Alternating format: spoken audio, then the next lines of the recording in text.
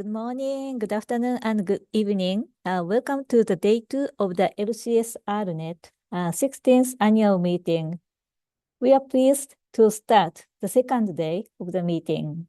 Yesterday, we discussed the review of global progress in national climate policies based on the very recent DDP report titled A Decade of National Climate Action, a Stocktake and the Road Ahead, as well as specific themes like agrivoltaics and sustainable cities.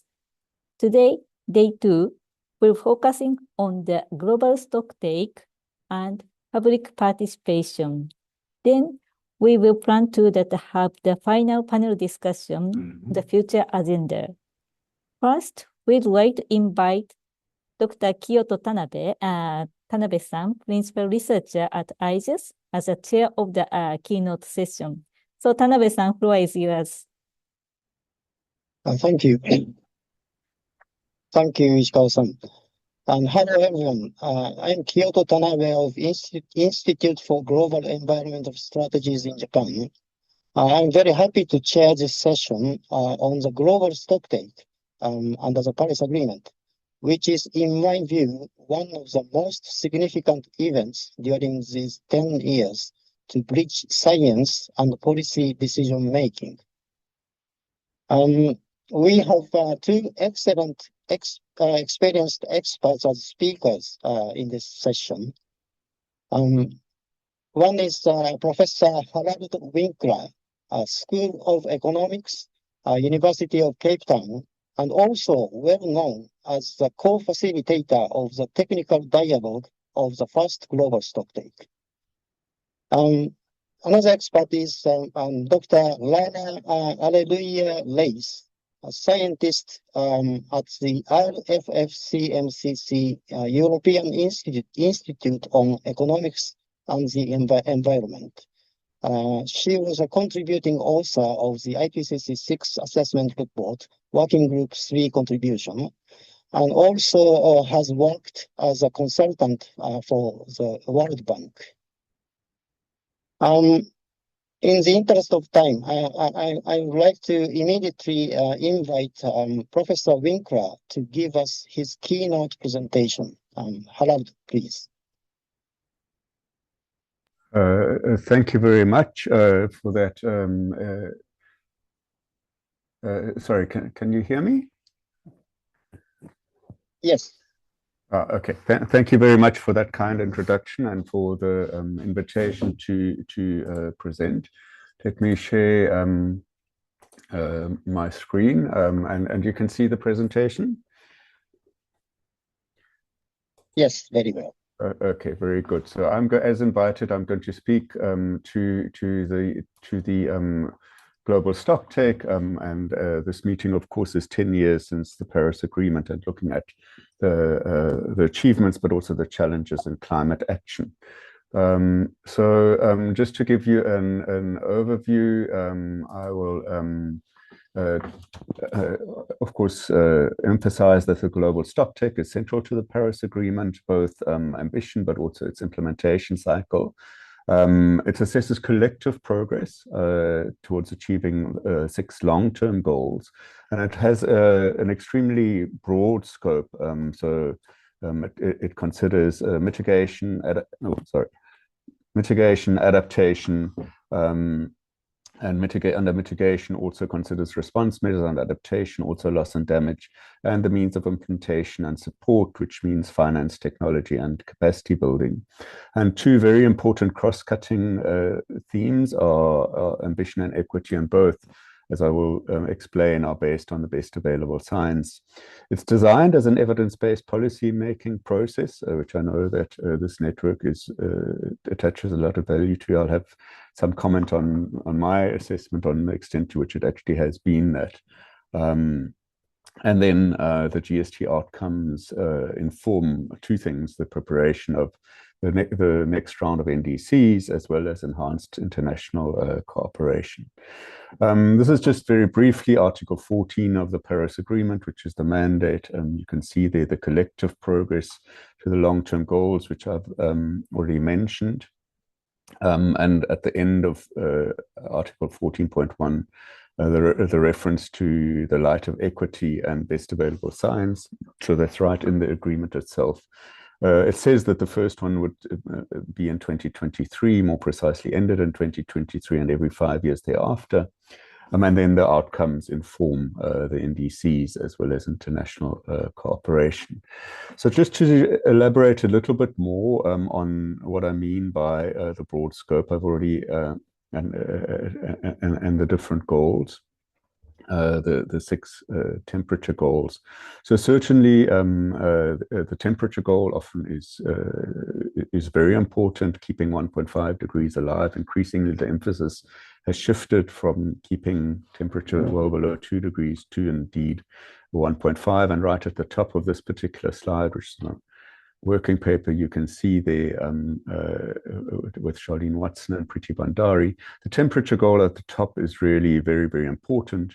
And it relates to the mitigation goals in Article 4.1. There's a long-term goal on mitigation, which doesn't actually use the phrase net zero, but a balance between emissions and removals in the context of poverty eradication and sustainable development, very important. So there's obviously a connection between those.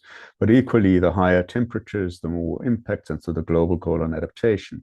And Article 7.1 also explicitly refers back to the temperature goal due to that connection. And then, of course, there are also goals relating to finance, both in Article 9.1, what at the time of the first Global Stocktake was still called the new quantified collective goal. Well, it's still called that, but it was not agreed yet at the time of the first Global Stocktake, as well as the goal in Article 2.1c of making finance flows consistent with climate resilient and low emissions development.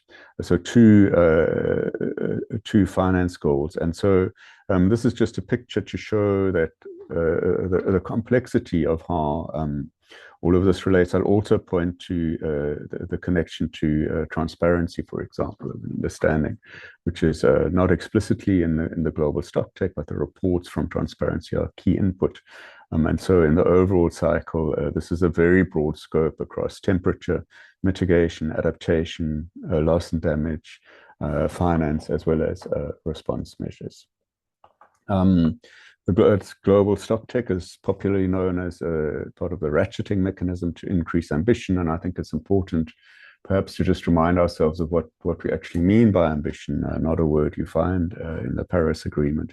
But it's really being an eager and strong desire to achieve something, not just fame and power. It's more at an individual level, but also motivation or strong urge to achieve something, in this case, very clearly to achieve the 6 goals that we collectively 10 years ago, all countries agree that that these are goals. And this must be based on, as Article 14.1 make clear, the best available science.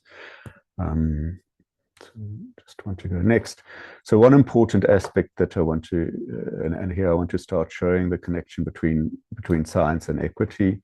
But this graph is actually, as you can see, from IPCC Working Group 1 in AR6, and it shows, and the physical science has repeated this phrase many times, that there is a near linear relationship between cumulative anthropogenic CO2 emissions and the global warming that they cause. So this is a matter of physical science, and I do want to emphasize the cumulative. So this is historically over time, and you can see in the graph how there is variation around the historical emissions. There is uncertainty, particularly in the land use sector. But then as we look into the future, because that graph projects into the future, of course, there are different scenarios. So warming in 2100, which is typically the frame of assessment, depends on the global emissions from all actors, not just a single country. So spatial scale really matters, whether you're looking at a country or at the whole world. You can only really make statements about 1.5 degrees at a global level. And it's over time, as I've already said to you. So historically, what has happened that is important, and also what emissions will be in the future. And then, of course, because we are talking across different countries, how a carbon budget is distributed is a matter of equity. And here again, just elaborating on this point further from the IPCC, and very much taken up in the Global Stocktake. The global total global carbon budget. Sorry, let me just introduce the table. Table SPM2 are estimates of historical CO2 emissions, and the remaining carbon budget is important. That's not just about the remaining carbon budget, but in fact, the biggest number of emissions in that table is at the top right, at 2,390 gigatons of CO2, which are associated with, as you can see, about 1.07 degrees. There's uncertainty about around the likely range. But the remaining future global carbon budget depends on which temperature level there's 1.5, 1.7, and 2.0 listed there, and then the probability of exceeding that. But that, if you, for example, wanted a 50% chance of staying below 1.5, then that would be 500 gigatons. But that is associated with a 0.43 degrees Celsius. In other words, the difference, additional warming in addition to the warming that has already occurred due to historical emissions. So there's no direct relationship between any individual country emissions and 1.5. It's very much a global picture, and that's why also an important matter is that labeling one country, as my IPCC co-CLA Frank Lecoq, I think is very much part of this network, and I wrote about labeling one country's mitigation pathways as 1.5 is meaningless or questionable at best. This is actually the title of our article. You can see the reference there.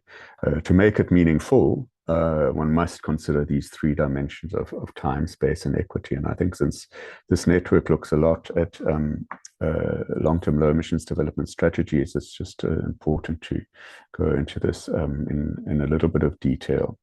So this is how, that's one of the ways in which science has informed the assessment of the Global Stocktake, and very much also pointed to equity.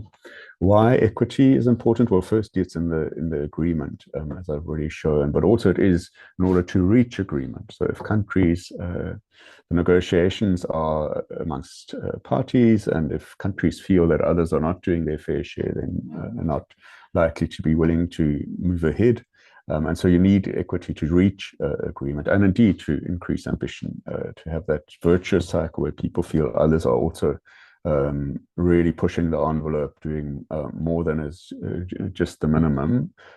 It's important for a transparency of relative levels of effort. So whether the same reductions may involve different levels of effort in different contexts. And as I've already said, it's in Article 14.1. It's also explicitly mentioned in the long-term goal on mitigation, explicitly references equity. And since you're also talking today, I understand, in this meeting about civil society, the Civil Society Equity Review and other reports hold countries accountable for what they are doing. In relation to the Global Stocktake, I'm drawing here on a paper that I wrote about equity in the Global Stocktake. So I'll explain a bit further the three components, but you can see here that both in the information collection, there are several opportunities already to, I'll just mention the fairness in NDCs, and you can have submissions on equity, just two things. In the technical assessment, there's expert consideration, and the outputs summarize in a cross-cutting way what is done on equity, and then also in the political outcome should also reflect equity. And this is clearly spelled out in the modalities for the Global Stocktake, which were agreed in Katowice in Decision 19 CMA 1. So, as I mentioned in the overview, the Global Stocktake is designed as evidence-based policymaking. So the specific, what I mean by that is there are those three broad steps in information and input collection, technical dialogue, and consideration of outputs. So the specific dates that you have here are, of course, from the first Global Stocktake. They will, of course, be slightly different than the next one, but we can basically see are these TDs. So the TD summaries are in blue are the technical dialogues. One collects a huge amount of information. We had in the first Global Stocktake over 250,000 pages worth of submissions. Those are considered in 3 technical dialogues, the exact timing of which is shown here, asking questions like what is being done initially, summarizing that, then asking how to bridge the gaps, and what is next, what needs to come. And all of that is put into a synthesis report, a so-called overarching factual synthesis report produced by the co-facilitators, the first one of which my co-facilitator, Rafana Akhtar from the US, and I produced in September in 2023, and that then is those technical reports in blue then inform the political consideration of outputs. That is the design, the sense in which the Global Stocktake is designed as evidence-based policy making. I just want to, there are 17 key findings. It was on the previous slide. Too many to show quickly, and so I'm showing a few here, but will only actually, in the interests of time, talk about, I think it's important to mention the systems transformations in key finding 3, because that was in fact overarching across both mitigation and adaptation, but those are really important, but that transforming systems is necessary and even desirable, but it can be disruptive, and that's another reason why we need to consider equity as we look for more ambitious climate action and support. But I want to focus, since this network focuses a lot on mitigation, on 6 and 7. So the key finding 6 was that achieving the net zero CO2 and greenhouse gas emissions require these system transformations that differ across different contexts and sectors. And there's some examples there you can see, and this was in the technical findings. Of course, I'm sure many in this room will be more familiar about the language and the political outcome. For example, the tripling of renewables, the doubling of efficiency, transitions away from fossil fuels in a just, orderly, and equitable manner. But so the technical finding was, as you see, in 6. And then 7 was also explicitly bringing equity into the discussion and finding that just transitions can support more robust and equitable mitigation outcomes with tailored approaches addressing different contexts. COP30 that just concluded, I think, made significant progress on the Just Transition Work Program and actually took up some of this language also in relation to adaptation as well as mitigation. This is just a brief slide to show you that we also try, together with the Secretariat, Fahan and I try to be creative, and here the Secretariat brought in some graphic recordings. I'm not going to walk you through this, but this was a round table at the 3rd technical dialogue, which was in June 2023, and what was discussed in that round table on loss and damage captured in more pictorial form. Of course, these pictures they're not text, so they don't go into the negotiation, but I think what we found is also that the discussion itself amongst parties and very much a wide range of non-party stakeholders is as important as the final legal text. The general point and a slight qualifier to make on the idea of policy-based evidence making is that it's really politics that determines what is possible in negotiations. It's not negotiations that determine politics. So my assessment is that the decision, 1CMA5, which is the political outcome of the first Global Stocktake, it did draw on evidence to some extent, but ultimately it is a political outcome. So I'm going to go through these also in the interest of time quickly, spending most time on the mitigation part.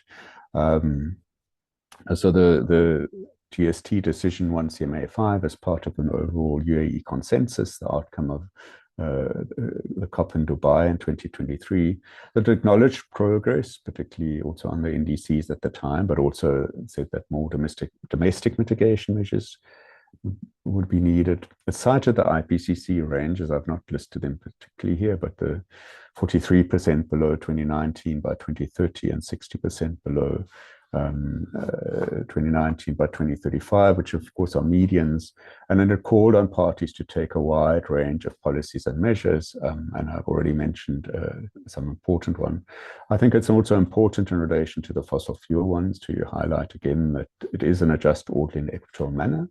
And it does have time, both saying that this is critical right now, but it's aiming to achieve net zero globally by 2050. And of course, it is in the context very much like in the technical findings of a wide range of other measures, and indeed an acknowledgement in the mitigation section that we've already spent 4/5 of the global carbon budget, as I've shown in the science. On equity, that language on just transitions is very much included. The outcome also established an adaptation, a global framework for climate resilience, and agreed 11 targets, 7 of them more thematic or sectoral, and 4 in an adaptation cycle. And acknowledged the finance gap. As I've said, the NCQG was not yet agreed in 2023, I mean 2024, so it pointed ahead to that.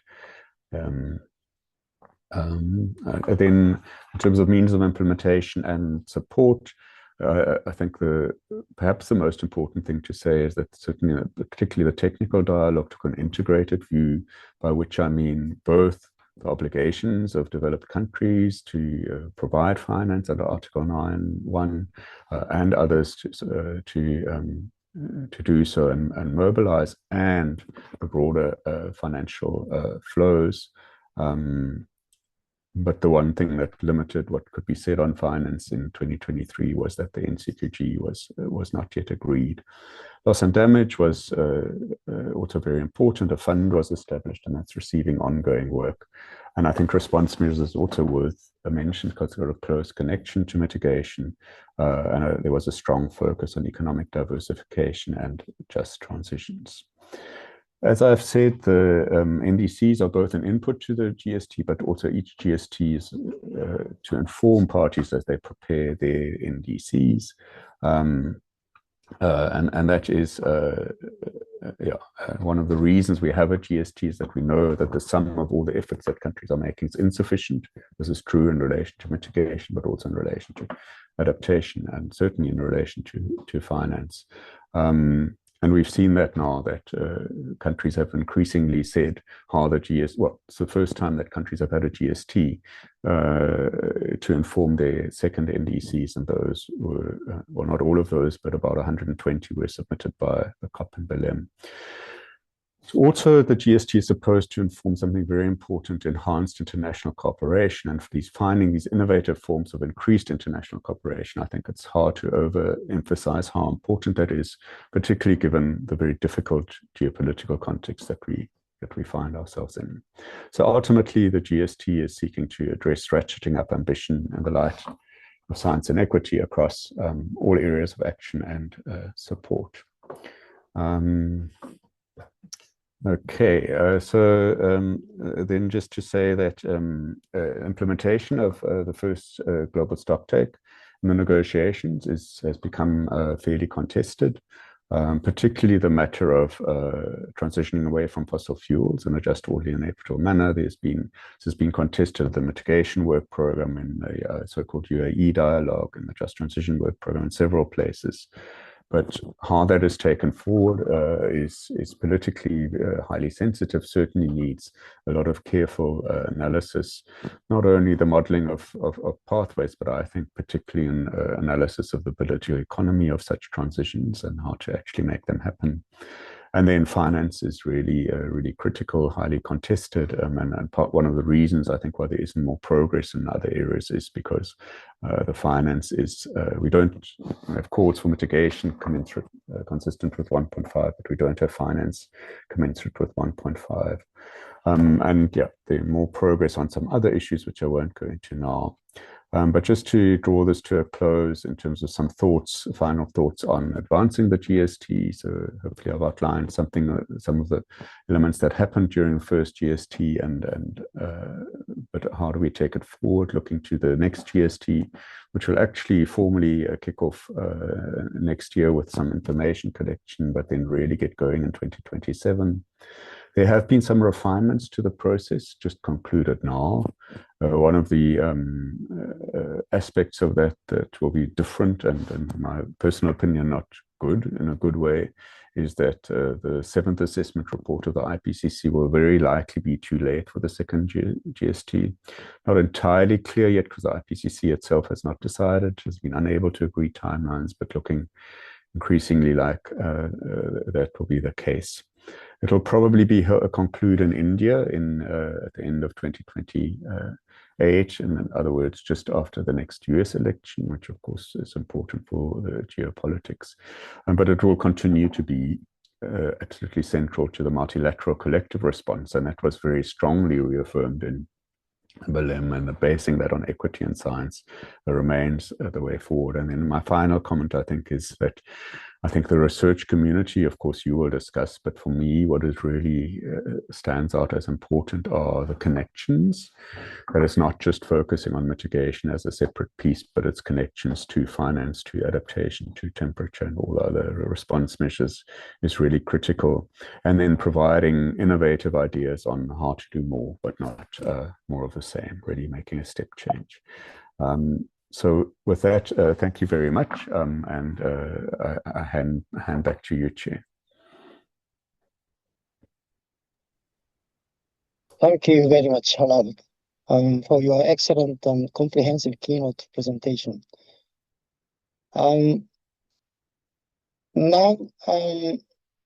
let me ask for your indulgence to give me a few minutes to talk about one of the most impressive things to me during these 10 years relating to the first global stocktake, which is increasing importance.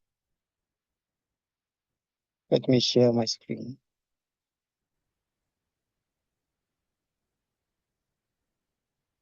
That is increasing importance of non-party stakeholders. I hope my screen is shared. Okay. Yep. In my observation, in the earlier time of UNFCCC history, only little importance was attached to participation of stakeholders such as civil society, private sector, subnational authorities, and so on. However, about 10 years ago, its importance was explicitly highlighted. For example, by launching non-state actor zone for climate action portal in 2014, and also by the decision text when the Paris Agreement was adopted.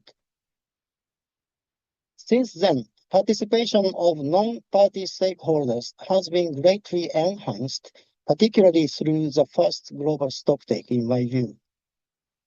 Thanks to the co-facilitator's leadership, the technical dialogue was well designed, so the voices of non-party stakeholders enriched the discussion at the technical dialogue, particularly at roundtables and World Cafe sessions. A necessity of non-party stakeholders is highlighted in many key documents during and after the global stocktake, such as those shown here. And needless to say, although it is not shown in this slide, the CMA decision on the outcome of the first global stocktake referred to non-party stakeholders many times, and particularly in its paragraph 158, the CMA acknowledged the important role and active engagement of non-party stakeholders in supporting parties and contributing to the significant collective progress towards the Paris Agreement temperature goal. And also in the information collection and preparation component of the global stocktake, non-party stakeholders actively participated in my observation. However, I have one question here. I'm personally interested to know how effective those voluntarily submitted inputs from non-party stakeholders this process. And therefore, now I am working together with my colleagues on a study about the first global stocktake as part of this research funded by the Ministry of the Environment of Japan, hoping to contribute to further effective engagement of non-party stakeholders in the future global stocktake processes. Thank you very much. That's what I wanted to tell you. Now, I would like to invite Dr. Lara Alleluia-Reis to deliver your presentation about the global stocktake. Lara, thanks for your patience to wait. You have the floor now. Thank you. Should I share my screen or it will be shared by you? I think you please share your screen yourself. All right. Can you see my screen? Yes. Yes. Hi everybody. Good morning. So first of all, thank you for inviting me. I'm very happy to be here. Good morning or good afternoon, depending on which part of the world you are. My name is Lara Alleluia-Reis from CMCC in Italy, and I'm an integrated assessment model. I've been developing mitigation scenarios with integrated assessment models for many years now, and I'm very happy to comment on these two previous presentations. I was given just 5 minutes, but I hope I still make some points on the presentations that were made before. So as was said before, and I think there's something very important that was said in the first presentation, is that we need to remind ourselves of the very basic things. So temperature outcomes depend on global cumulative emissions. This is very important because, of course, it means we need to reduce these cumulative emissions, and it matters how we share this effort on who is reducing and when. And so we can negotiate, of course, on this. We need to agree that we need to reduce. We can only negotiate if we agree that we need to reduce by a certain amount, and then we can negotiate between countries based on fairness principles, based on responsibility, historical responsibility, capability, who is mitigating how much. We can also negotiate climate finance, so we can negotiate who pays and how much it's paid and to whom and how, or whether it's a grant or a concessional loan or the giving debt, for example. However, we cannot negotiate on the climate damages. We cannot negotiate on the physics of climate. So extreme heat, sea level rise, and climate damages, they respond to emissions. They don't respond to negotiations. And this was, I think, in my opinion, a very interesting reminder that the first presentation gave us, that I think it's very clear and very obvious, but I think it's very important. So throughout the years and since Paris, we've managed to agree on many things based on science. So we used science to agree that we need to limit global warming well below 2 degrees and pursue efforts, of course, for 1.5. We agree that we need to phase down fossil fuel use. We agree that transition needs to be fair. We agree that action should be common but differentiated. And we agree that we need international finance. So there was some consensus that came from science. This consensus exists. We managed to agree on those, but we always fail to deliver when it comes to the operationalization of action. This was very clear also from the first presentation. The devil is really on those details on who is paying whom and when and by how much and how as well. So in that sense, the second presentation is very important, especially in the current geopolitical context, which is the role of non-state actors. In the current situation, we are not all the parties are even agreeing that we need to hold and stabilize climate and that we need to hold greenhouse gas emissions. So we can only decide on effort sharing if we agree on that. So in that context, and in the context of the current geopolitical context, non-state actors are really are really the players that we need to hold on to, because they can mobilize capital, they can be frontier innovators, they of course increase the implementation capacity because they may be able to accelerate diffusion of low carbon technologies, they may disseminate and diffuse good practice policies and good standards. So in that sense, non-state actors have a very big role, especially in current political situation. So as I said, there is a large consensus that came from science. There's many things we managed to agree, but then there's a harsh reality, and the harsh reality is our mitigation pathways. So those lines we see on scenarios, those are currently determined by politics and not by science. So there is this conflict there's this gap between what's politically feasible, which is something we can try to negotiate on. And as was very well said by Arnold, we really need also political science of those. But there is the climate urgency, and this is really non-negotiable. We cannot negotiate on physics of climate damages. And the tragic of this is that the more we delay, the more we try to make things politically feasible in a way, the less any Paris consistent pathway is tragically feasible.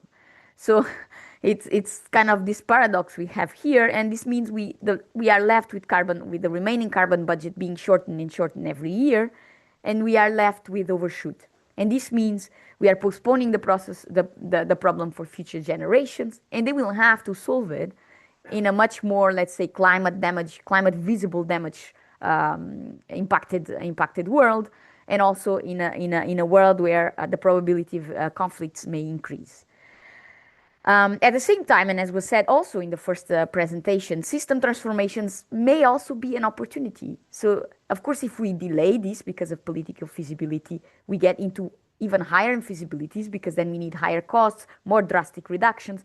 But it can also be an opportunity to change things in a structural way that enable national development goals.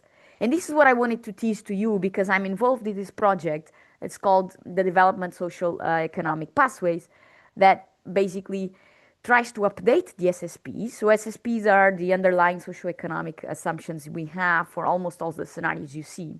And basically they were done and developed by the OECD, so Global North, and they have been contested because they don't incorporate Global South and developing world aspirations. So what we try to do in this exercise is make an open call for the development of these Global South development aspiration scenarios and socioeconomic drivers that can be incorporated in the next round of scenarios and inform the Global Stocktake. So here, if you are interested to participate, please contact me or contact the email that is there. And in the QR code, you also find more information about this.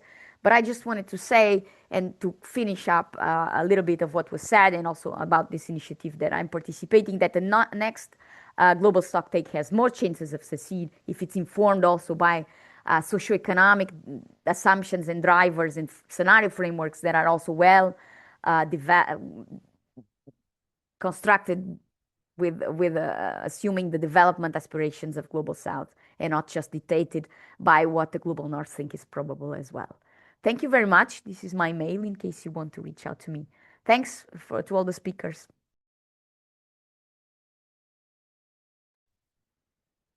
Thank you. Thank you very much, Lara, for your presentation with much insight, I would say. We have 2 minutes remaining, but I see no question from the audience.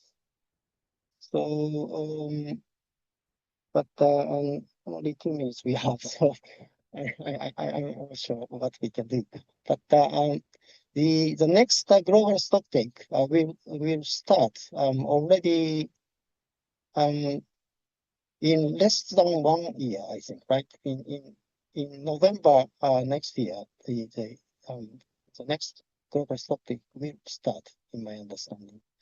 So we have not much time for preparation for the next Global Stocktake, but still as advised by 2 speakers in this session, probably we can make improvements or better changes in the global stocktake process, I hope. As final remarks, could I ask for your final remarks on your expectation or advice, just briefly, towards the stakeholders and negotiators engaging in the next global stocktake? Harald, could you? Yes, thank you very much for that opportunity, and thanks to you and Dala also for the excellent additional comments. I firstly wanted to agree very much with the important role of non-party stakeholders. So I very much hope that would continue. So Farhan and I really did try some innovations, for example, the World Cafe settings, which very common in my university, but in the UN process has not been used before. So, but I think many other ways. I think one expectation in that regard, which seems promising, is that the decision just taken now in Belém does allow for intersessional meetings, which was not the case in the first round. And in fact, there are 9 different constituency groups under the UNFCCC, but the local government and municipal authorities very, very active. So we could have local stock takes in cities and countries and regions building up to the global stocktake. I think that would really strengthen it very much. The one other, there'll be a couple of things that will be different. We have an NCQG, considered by many, including me, inadequate, but we have it, we know it, so that's clearer. The finance discussion will be different. Know a lot more about the GGA, the Global Goal of Adaptation. We have the 11 targets and indicators. Clearly imperfect, I think, but much, much clearer. So I think we'll be able to assess much more progress towards the GGA. And then last, and then I do think that in terms of information base, we will have biennial transparency reports. This will be quite fundamentally different actually to the first time, because we still had as key inputs, there are many, many inputs into the global stocktake, as I said, 250,000 pages worth. But the having had BRs and BURs, so separate documents with often different, given different guidelines, much more difficult to compare and add up.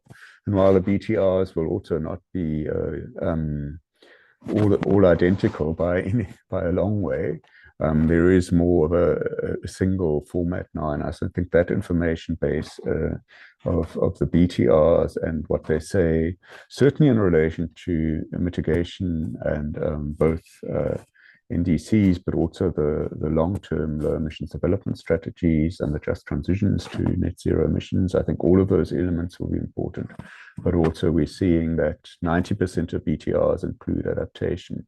Many developing countries generally include finance. So there's a lot more information coming from the bottom up, both from non-party stakeholders and from parties. So those are some of my expectations for the second global stocktake, and I'll leave it there. Thank you very much, Kyoto.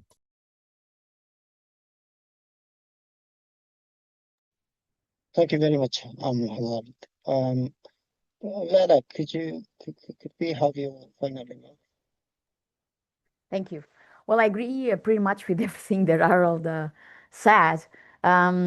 I do think these transparency reports, the investment in transparency is very crucial, because we've seen some of these pledges actually, right, even if we see a raise in ambition somehow in the pledges that are leading to is what we've seen and observed as well is that current policies in those countries don't really, let's say, a campaign and are side to side with the pledges that were done. So transparency here is going to be very important. Again, I think we need to involve as much as we can non-state actors, as you said, and as Harald said. I think cities here are very important frontiers, let's say, free riding in the good sense in some cases. I think that they can be, let's say, the poster card for good practices, for showing the world how it's possible, for showing the world also how we can decouple development with emissions. And this will be very important to show also and to include also developing nations in this process, and to really make to avoid that these developing nations fall into the same mistakes we did in the past. And so showing good practice policies for me, and having something there that really tells us, look, this was possible here and here and here, and why, and looking at these enablers, but also understanding, of course, the barriers that other people, which many come from finance in the developing world, as was already mentioned. But and again, even the ones that come from finance, right there's a big role for non-state actors, and therefore I think this is really the best we can hope for heading to the new global stocktake. And yes, for me it's also a matter of not holding accountable, but at least understanding as well that there is this gap between what was pledged and what was implemented, and that somehow people need to also understand that action needs to be tangible at some point as well, and try to involve as many actors as it can. So this is my general comment. Thank you very much. Now we have one question to Harald. Harald, would you like to answer this question very briefly? The question is, Japan keeps on saying the NDC of Japan is consistent with 1.5 degree. Do you agree? That's the question. Yeah, thank you very much. Regardless of which government was asking that question, hopefully it's clear from my presentation that I would not agree, that I would find a direct link between any country, be it Japan or any other country, China, the US, South Africa, pick your country. And 1.5 is questionable at best. And it has to address these three elements of time, space, and equity. And frankly, Koch and I have published on this, so the paper will be in my slides. But just to say briefly, so you can't make that connection, because the question would be, what argument is Japan making that the mitigation targets in its NDC are a fair share? What principle is it assuming? Is it assuming equal per capita emissions? What is it? What argument is it making? Is that a credible case? What is it assuming that other countries are doing, not only up to 2035, but up to 2100, because we assess global warming levels, or the IPCC, one assesses them typically to 2100, even 2300. So you cannot actually make a direct link. And while sometimes the decision language suggests that, I don't think it's, you cannot answer you cannot make that claim in a simplistic way without addressing these three critical elements of the differences in time, that it's on 2035 compared to 2100, space, which basically means that a country or global, and that difference in space means that equity necessarily comes into it. So as it stands, as simple statements, I would not agree, regardless of which country made such a claim. Okay, thank you very much. To my regret, time has run out, so it's time to close this session. I sincerely thank two speakers, Harald and Lara, again. And I hope everyone watching this session fully enjoyed, although it was a rather short session. Thank you all very much. Thank you very much. Happy holidays. Thank you very much. Thank you very much, Tanabe-san and Harald and Lara, for the very insightful keynote session. So we will take the very short break here, and then we will resume the next session at the 10:50 in Central Europe time, and then also that 10:50 the 6:50 in Japan. So thank you very much. Hello. We are now resuming the next session. So the next session is entitled The Role of Public Participation in Broader Climate Policy. We'd like to invite Professor Naoyuki Mikami from the Nagoya University, Japan, as a chair of this session. So, Mikami Sensei, the floor is yours. 石川さん、ありがとうございます。Thank you very much. Hello, everyone. I hope you can hear me clearly. So the second session today is as Ishikawa-san introduced, the role of public participation in broader climate policy. So welcome to the session. And my name is Naoyuki Mikami from Nagoya University. And I have the pleasure to chairing this session. So we have 1 hour for this session. And the plan is very simple. So 3 presentations followed by comments from Ayano Takeuchi, and then very quick responses from the speakers, as well as answer to other questions from the floor. And the organizers have asked us to keep all 3 presentations within 40 minutes, which means each speaker will have about 12 to 13 minutes. So let us begin. Our first speaker is Kenji Asakawa from IGES. Asakawa-san will give us a talk about the climate assembly held last year in Suginami-ku, or Suginami City, one of 23 municipalities of Tokyo metropolitan area. Asakawa-san, if you are ready, please go ahead. Thank you very much for all and Secretariat, and very good afternoon and very good morning, everyone. So let me share. So this is the title, Challenges of Climate Student Assembly in Suginami. And today I'm going to talk about our experiences and our efforts to design of this climate student assembly in Suginami. So my name is Kenji Asakawa, and I served as a lead designer of these assemblies.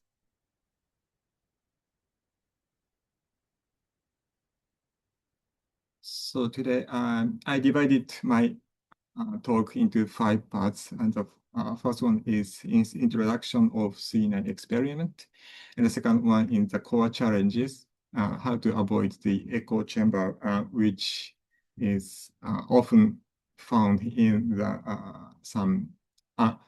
in many climate student assemblies in Japan. And the third one is methodology from information to inspiration to foster ownership of the participants, students. And then number 4 is key recommendations from the participants. And the last one is impact and lessons learned. Yeah. Actually, Suginami is a vibrant residential district, which about 570,000 residents. And recently, under the leadership of Mayor Satoko Kishimoto, we have embarked on the journey to transform our local democracy. Mayor Kishimoto is the first female mayor of Suginami and aims for radical democratic shift. And with Students' Climate Assemblies being one of her specific pledges. And we, IDES and Suginami Ward Office, with our collaborator Ishii Planning and Design Corporation, moved beyond traditional token participation to create mini publics model that truly challenges to the status quo. Next slide, please. So when we started, we had a critical question from Suginami Ward Office. Why do most citizen assembly produce recommendations that looks exactly like existing administrative plans? So often participants simply copy and paste what experts or city officials say to provide safe answers. But if the results are the same as what experts or city officials can write, why bother with the assembly? That is a big question.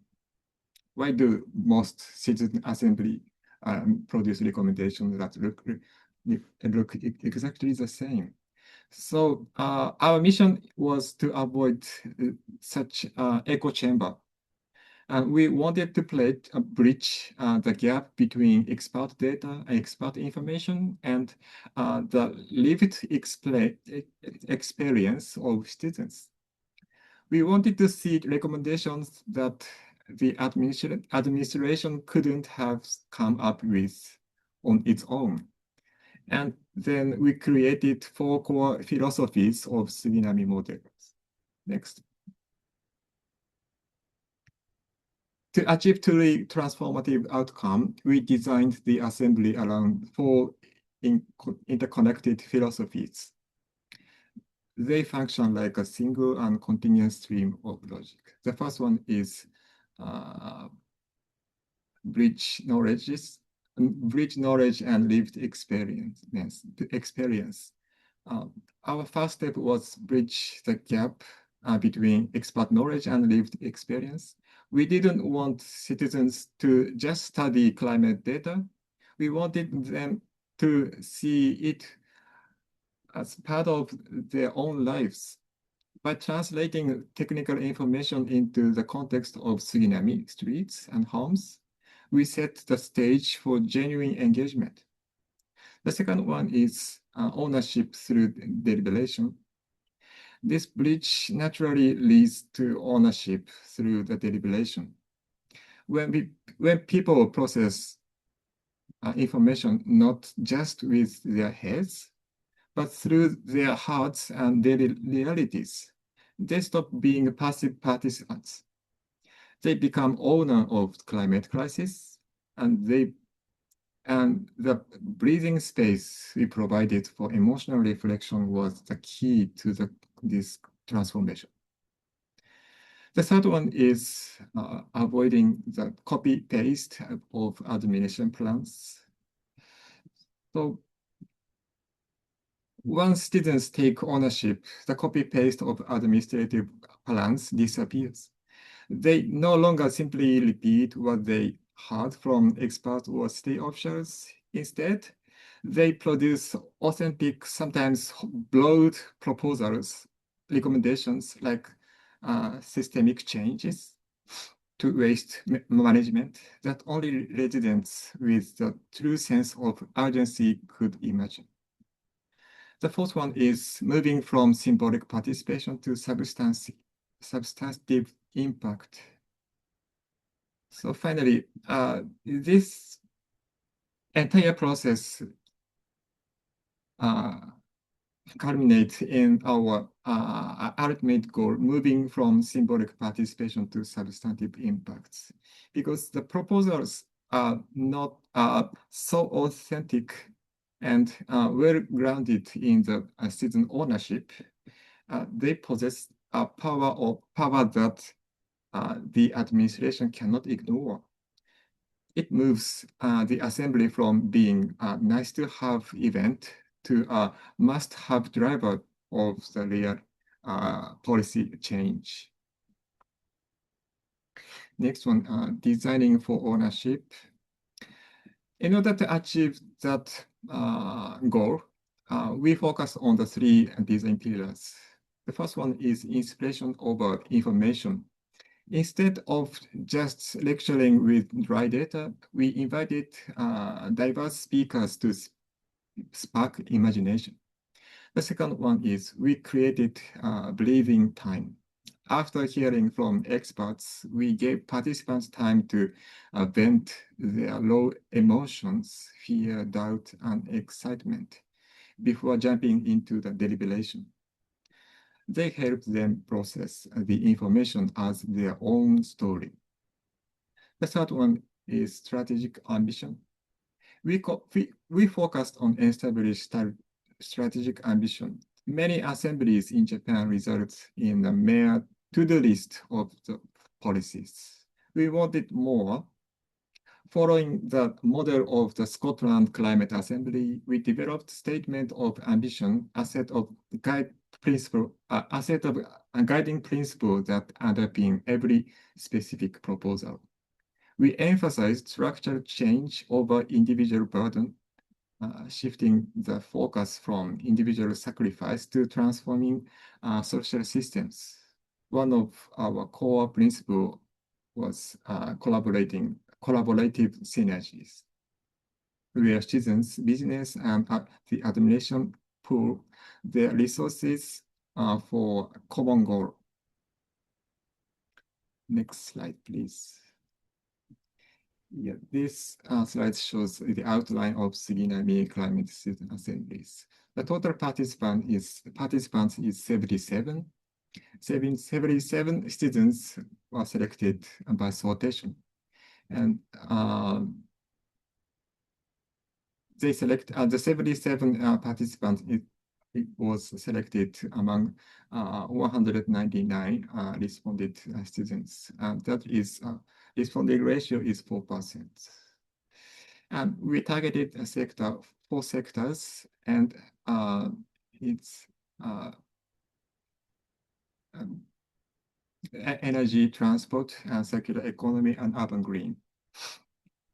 So we have 6 sessions in total for assemblies, and we can divide into 3 parts roughly: learning process and deliberation and decision making.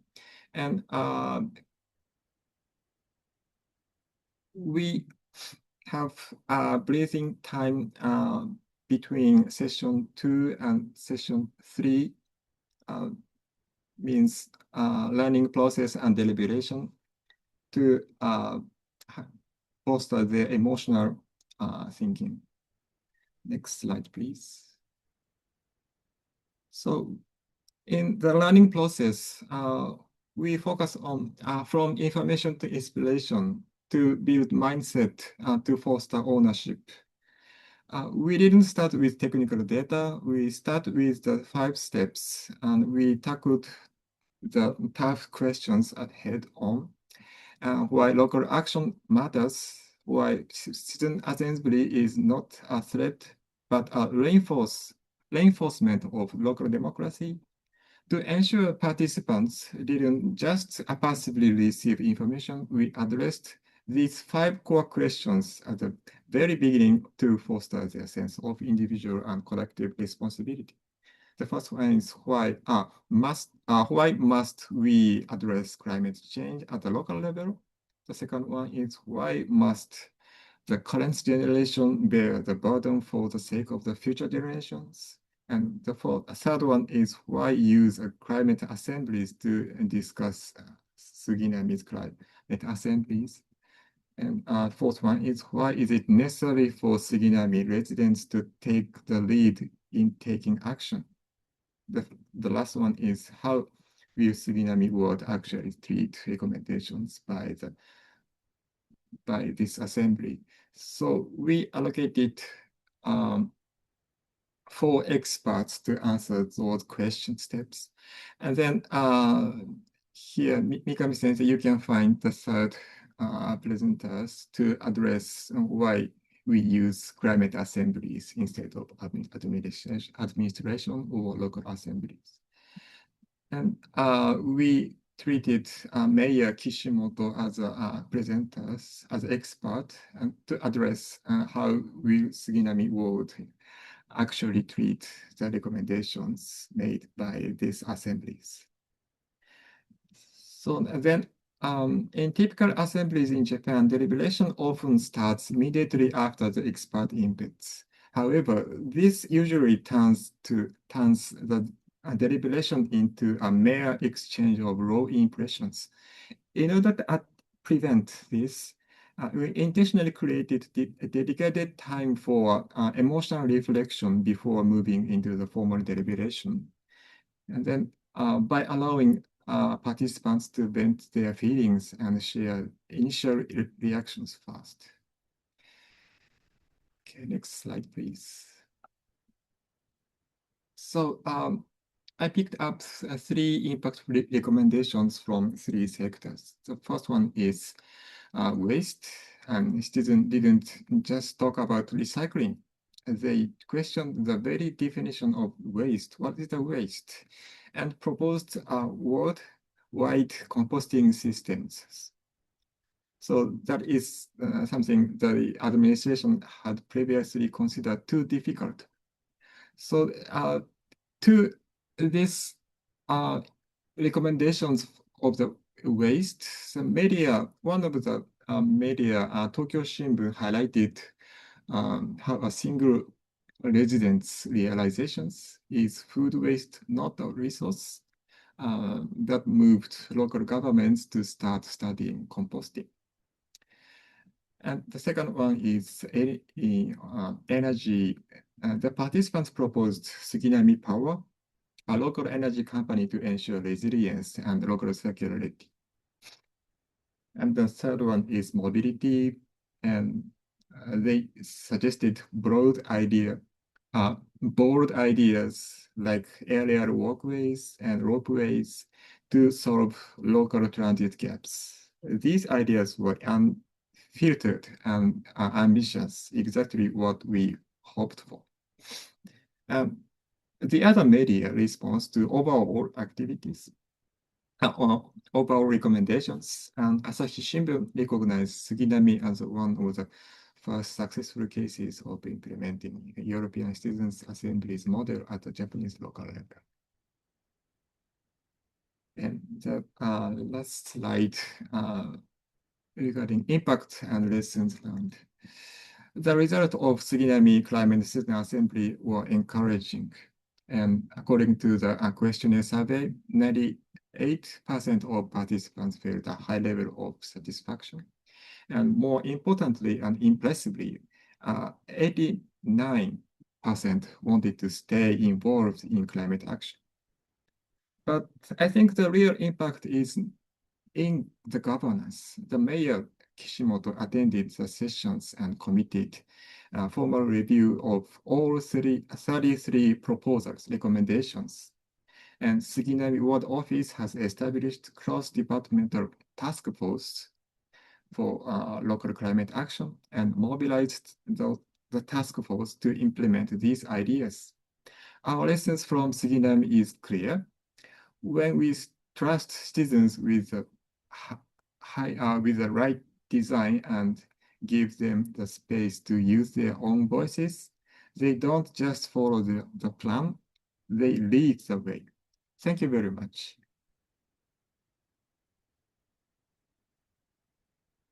Asakawa-san, thank you very much. ありがとうございました。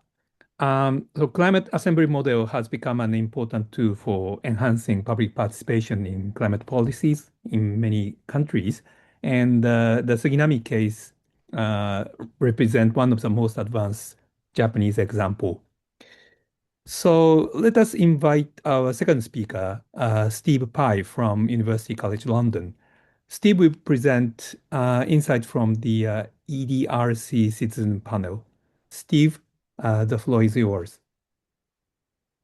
Thank you very much. Can you see my slides and hear me? Yes. Perfect. Okay, good morning.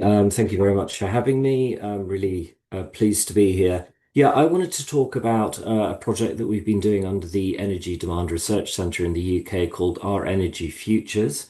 And this is basically setting up a citizens panel to inform social acceptability of energy demand reduction measures to help meet the UK's net zero emissions goal.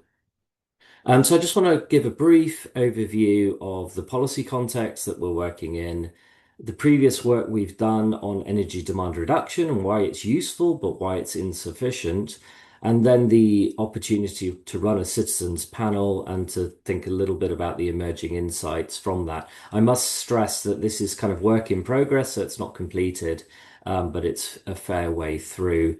And then just also note the project team. This project was led by Lancaster University with ourselves at UCL and University of Leeds.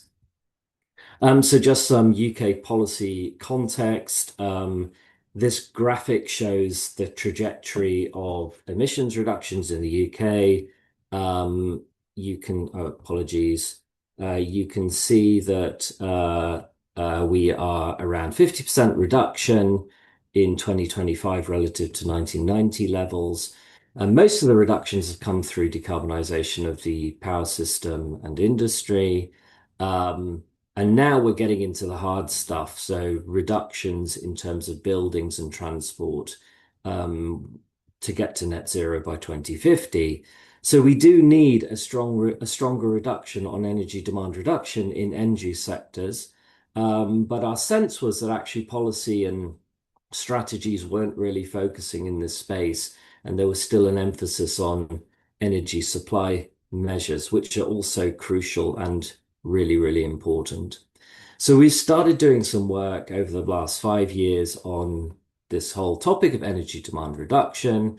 First paper on the left, published in Nature Energy in 2022, looked at the kind of technical potential. So how much energy demand reduction could the UK realize if we were to deploy as many measures as we could? And then on the right-hand side, we've recently published a paper looking at policymakers' engagement on this actual topic of energy demand reduction, to say that if you co-design and co-create scenarios closely with energy policymakers, you can get a much stronger representation of energy demand reduction policy and framing within those different scenarios. So these are the two pieces we've done, one on technical potential, one on sort of engaging with policymakers. But what we hadn't done so far was talk to citizens about some of these measures to see what they actually thought. So just coming back to the paper on technical potential, the key finding of that work was that we could halve our final energy use in 2050 under this transform case down here, which would be an important way of getting to net zero, which would reduce the amount of investment that we need to make on the supply side, but also reduce our reliance on carbon dioxide removal as a strategy in 2050. So that was our sort of, our understanding of what we could do if all of the right measures were put in place. But as I said, the missing link was to think about, well, what is this a socially acceptable strategy? What do citizens think about such a level of change?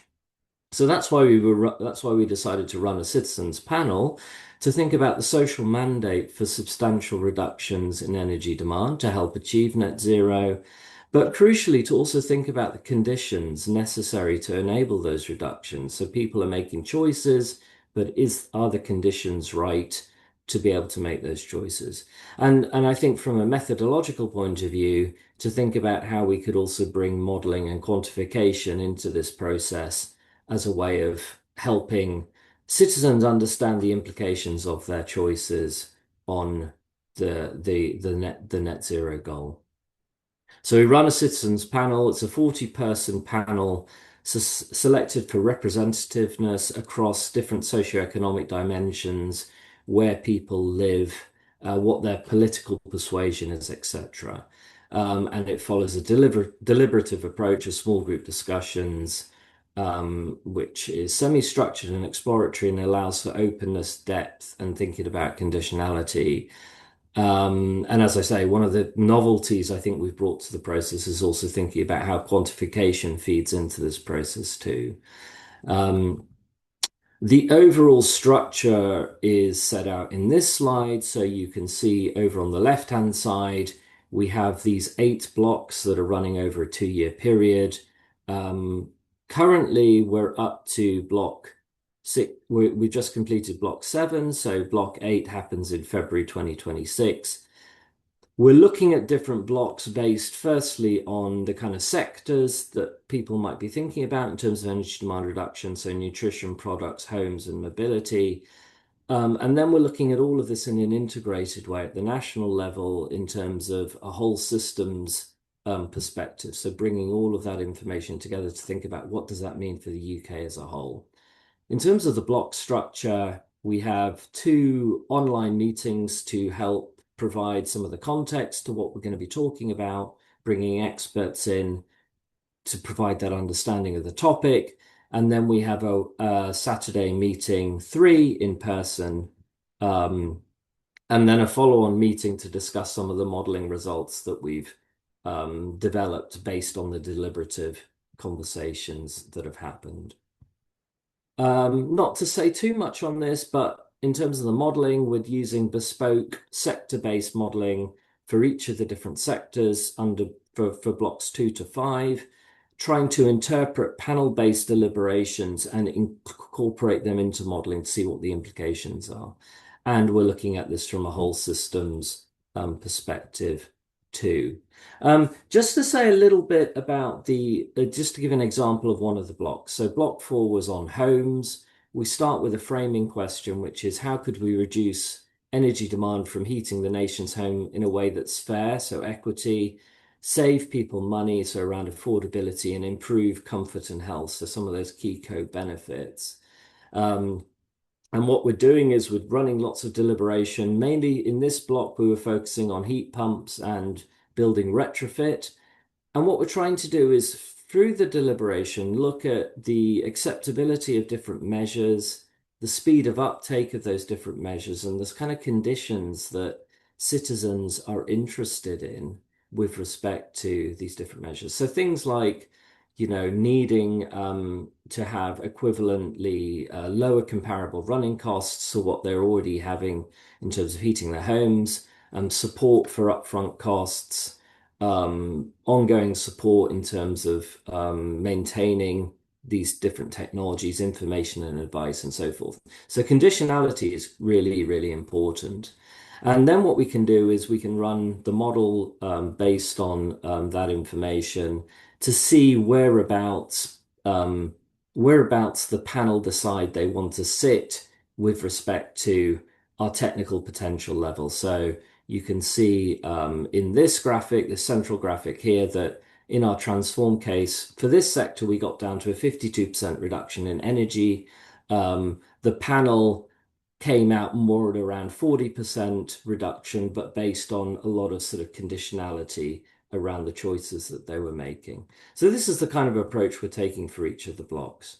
And then we're looking at this from a whole system perspective. So in block 6, we basically pulled all of the kind of sectoral information together and did some modeling to kind of explore what their choices meant on energy demand reduction for the system as a whole, and in view of meeting the net zero target. So we developed this dashboard here, which you can access via this link underneath, which kind of helped them navigate the different choices, the different levels of ambition, to see how that played out in terms of the system as a whole. So this graphic on the right-hand side shows the kind of level of energy demand reduction relative to other things that we need to do, like carbon dioxide removal and electrification, decarbonization of the power sector. So this is a kind of bringing that kind of more system level view, having focused on those sectoral discussions earlier in the process. So final slide, emerging insights. So the public are willing to provide a strong mandate for energy demand reduction, but conditionality is key. Many measures are quite popular, but the ability to make those choices today is really constrained by a range of different barriers. And what we're hoping is that this kind of provides some key evidence for decision makers on opportunities for energy demand reduction. On this deliberative modeling approach, we think it's got some benefits in terms of providing some quantification in the process, helping inform aspects of model feasibility too. However, it's obviously very challenging to move from a deliberative process to a quantification-based model approach too. So there's lots of challenges there as well. Thank you very much. I'll leave it there. Thank you very much, Steve. That was a very impressive case of an extensive public deliberation process on energy demand reduction, which definitely will give us a lot of insights to think about public participation in broader climate policy. So our third speaker is André Duramois from the city of Paris. André will share their experience of the Permanent Citizen Assembly in Paris, which is one of the world's most advanced cases of public deliberative processes. So please go ahead, André. It looks like your microphone is muted. Indeed it is. Thank you. Thank you very much. Thank you very much for having me, and thank you for the introduction. So yeah, my name is André Duramois, and I'm the head of the Citizen Engagement Division at the City Council of Paris. And I will be showing you, as mentioned, how our Permanent Citizens Assembly work. Should I share the presentation myself? Okay, Yes, please. there you go. I hope.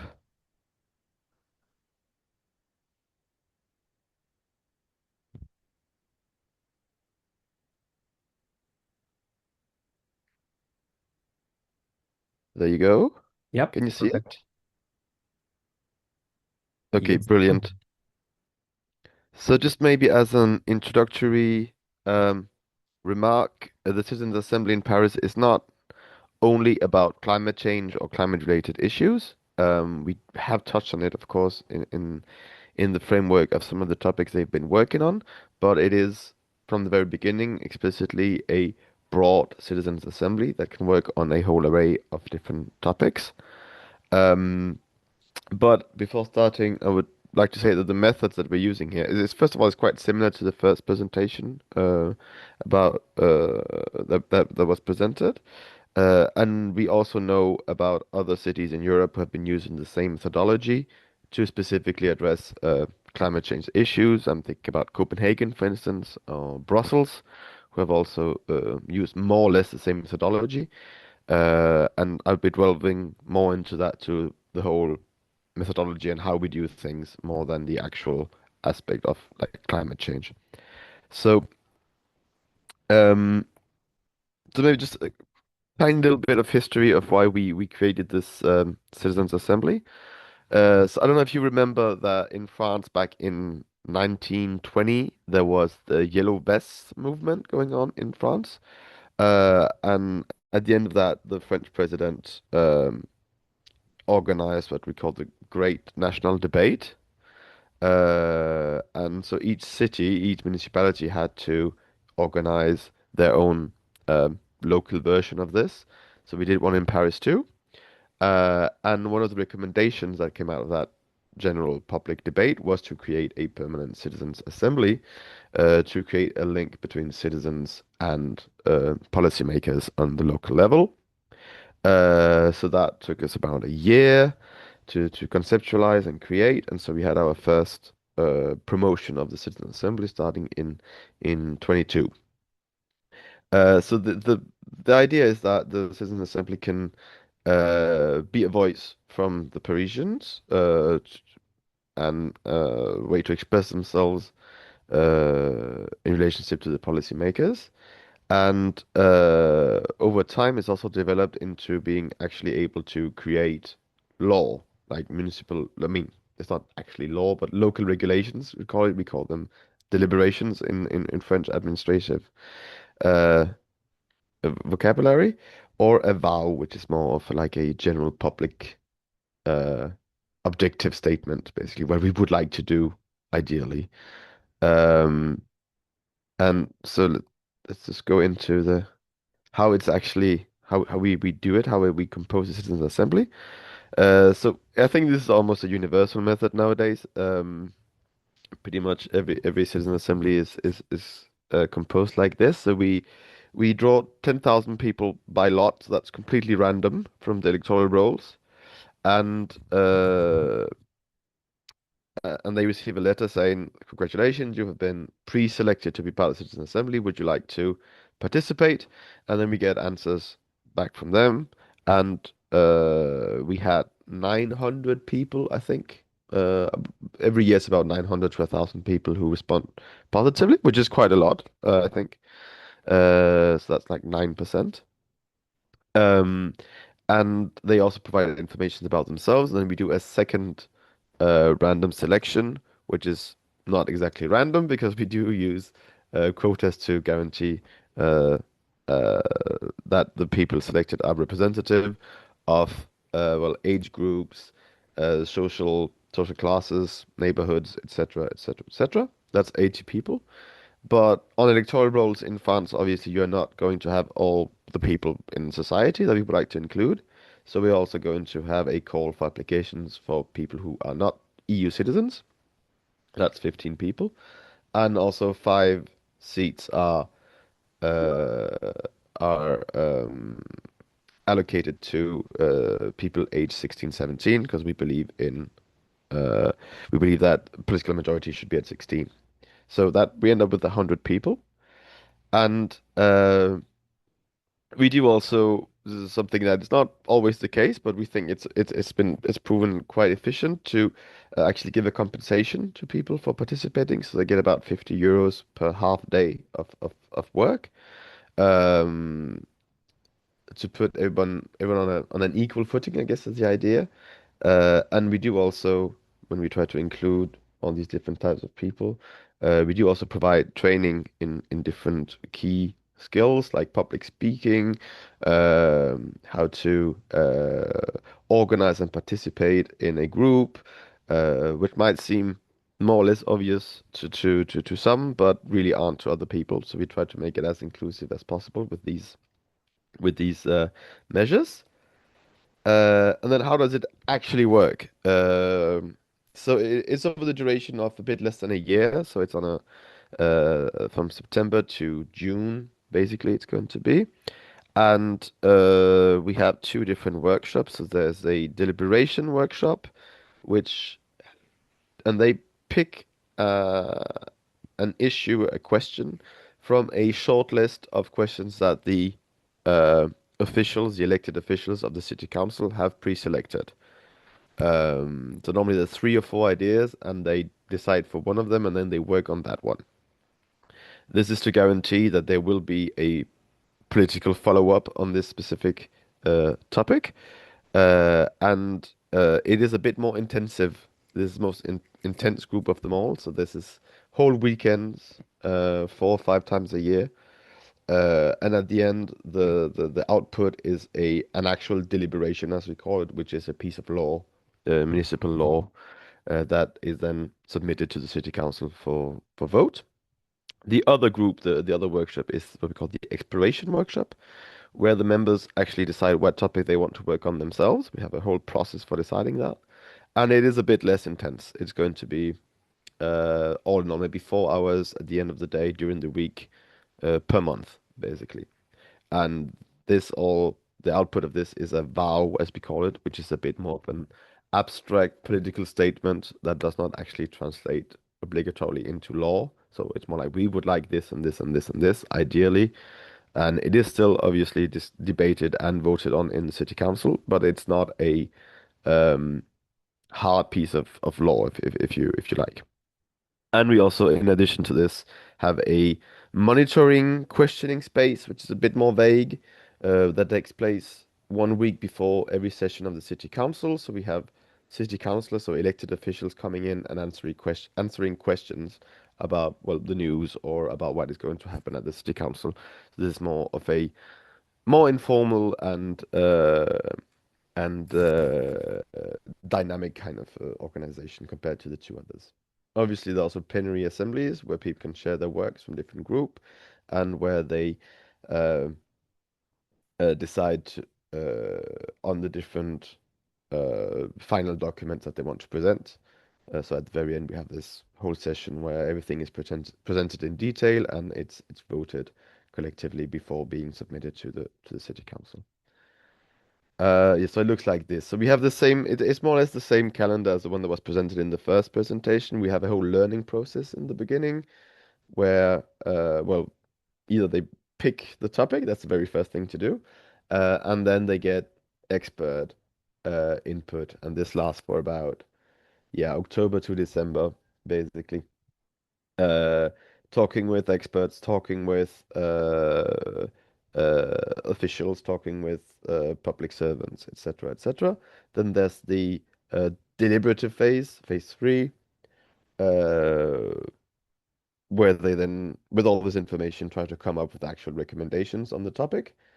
And then at the very end, we have a pretty important phase where we take these recommendations and we submit them to elected officials and also public servants who are going to be implementing these recommendations, to see how feasible they are, if it's actually a good idea, if it's legal, if it's doable within the budgetary constraints, and so on, which is very important, this phase. And of course, the citizens are also part of this part.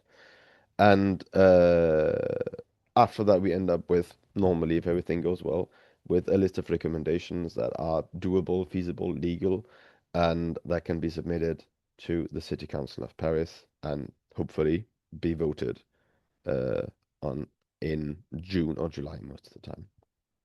So yeah, it looks like this. These are one of the workshops. And Yeah, I just wanted to touch on one thing that what maybe is the most related to the topic of today's session, which is climate change after all. We did do in the first year a workshop on energy renovation. So they had the broader topic of, okay, we want to work on climate change. What is the easiest, the most accessible topic where the municipality will also have a lot of impact potentially? And they chose the topic of renovation of private buildings, so like thermal regulations and things like that. And they did end up with a whole set of recommendations.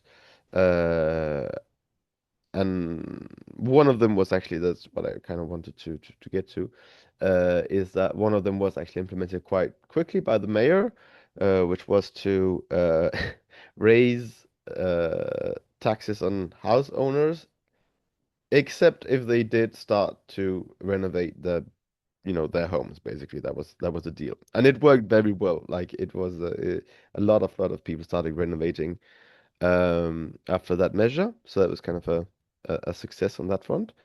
Um, but it is also very difficult in Paris to do this because, as you may know, almost half of Paris is classified as a historic monument, which makes it extremely difficult to make even the slightest changes to any buildings around these areas. And that was also something that the citizen discovered at that moment. So yeah, just wanted to touch a bit on that. Other things it worked on the years after so last year we did a whole promotion about finding solutions for homeless people. It's been quite a big topic in Paris since 2015, basically. A work on how to vegetalize the city and how to make vegetalization acceptable, which is also linked to climate change. I could have talked about that one instead. And the last one, who just ended here in July 25, we had working on, it was a bit meta, working on citizen participation as it is in Paris, and another one working on how to deal with loneliness in Paris. Paris is experiencing a true loneliness epidemic since COVID-19. So that was also a topic for reflection that they worked on. So yeah, I think that's pretty much it for the Citizen Assembly. I hope I didn't last too long. And thank you for listening. Yeah, thank you very much. Thank you, Andre. So as I said, so this Paris Citizen Assembly is one of the leading examples of public deliberation in policy making. And Andre's presentation showed us the initiative is still developing year by year. So that was very impressive. So many thanks to all three speakers for your excellent presentations. And now I'd like to invite Ayano Takeuchi from Toho University to share comments on the three presentations. Takeuchi-san, please go ahead. Yeah, okay. Thank you very much. I will share my slide. Okay. Yeah. So thank you very much for three presentators. It was very impressive cases. So the three cases discussed today illustrate that the public. Sorry, I didn't introduce myself. My name is Ayano Takeuchi from Toho University, and I'm researching about the evaluation of climate assemblies. So the three cases discussed today illustrate that public participation plays multiple and evolving role in broader climate policy and also normal policy, depending on how the participatory process is embedded institutionally and what expectations are placed upon it. So Kenji-san, first example, explained the Suginami cases. Assemblies, and represent an emerging phase in which local government seeks to form concrete public engagement pathway for climate action and policy. While not yet fully institutionalized, the design choice emphasizes on ownership, post-assembly continuity, and cross-bureau coordination show how public participation is being mobilized as a vehicle for implementation capacity, not merely a deliberation. Here, participation mediate between public preferences and administrative feasibility. So second, Steve explained about the EDRC Citizens Panel, illustrate a different but variable role, participation as a research instrument to interrogate the social acceptability and the conditions for demand-side climate policies. Rather than producing binding recommendations, it surfaces values, concerns, and trust conditions that can inform models and policy design. This highlights the participation can also serve epistemic functions, expanding what counts policy-relevant knowledge in climate governance. And the third, Andre explained about Paris Citizens Assembly. Paris demonstrates how many publics can be institutionalized to strengthen democratic legitimacy and accountability within governance. The Citizen Assembly is permanent, linked to the Municipal Council and equipped with right to follow up. This indicates a shift from ad hoc consultation towards a stable participatory infrastructure capable of influence local policy measures over the long term. Personally, I'm very interested in the effect of training for citizens. So how citizens grow up after training. So across the cases, participation contributes to policy by enhancing the legitimacy and accountability of policy design, strengthen administrative capacity to support policy feasibility. These 2 points are already discussed, the traditional experiences, but the third one and the fourth one is the very unique findings from 3 presentations. So the first one is understanding social acceptability and visualizing conditions. And the fourth one is knowledge production as a foundation for model and institutional design. However, the cases also suggest that these roles, depending on institutional design, follow-up mechanisms, resource commitment, clarity of mandate, and integration with policy cycle.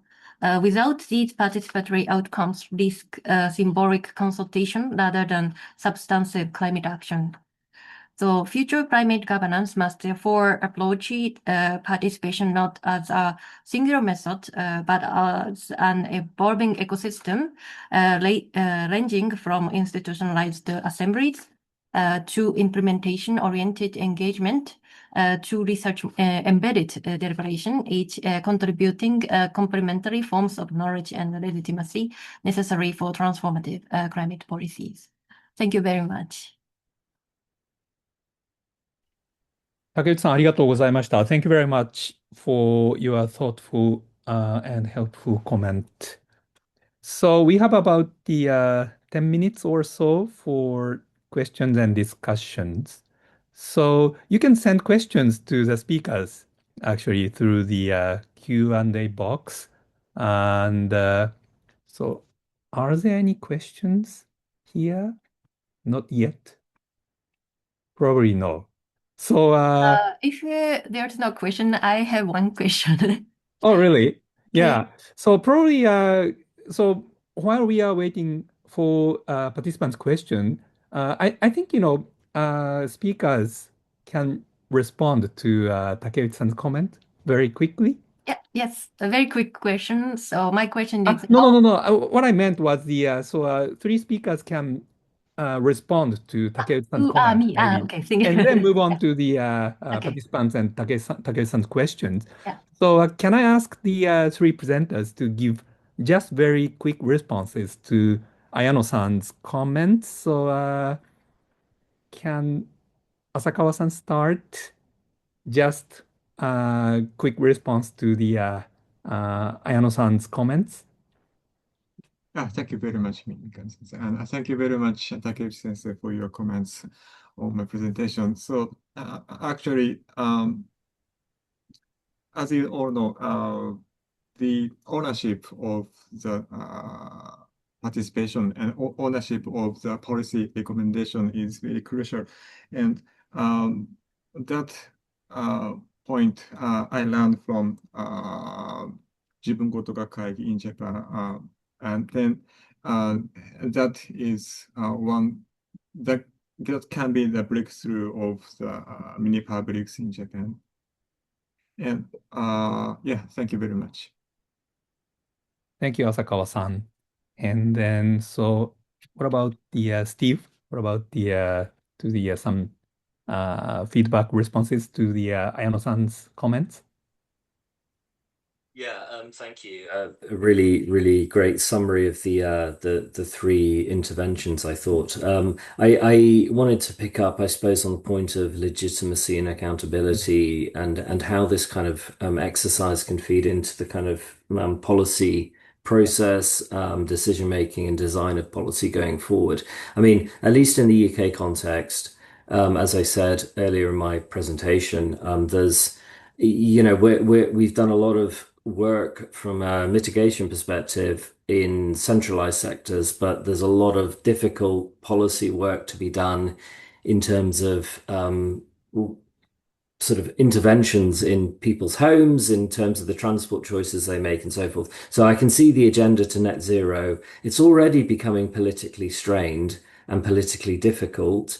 And I can see it becoming increasingly difficult. And I think these kind of forms of participation, climate assembly, citizens panel, are a really important way of kind of bringing those voices in an inclusive way, participatory way, and increasing that legitimacy and accountability and enabling more political buy-in and confidence to take measures in these quite difficult spaces. I think the big challenge, of course, is the time and resource and how that fits into that policy process. And it's quite interesting listening to Andre in particular around how that's kind of that process has sort of been embedded and kind of institutionalized almost and happens in a regular way. So I thought that was very, very interesting. But yeah, thank you.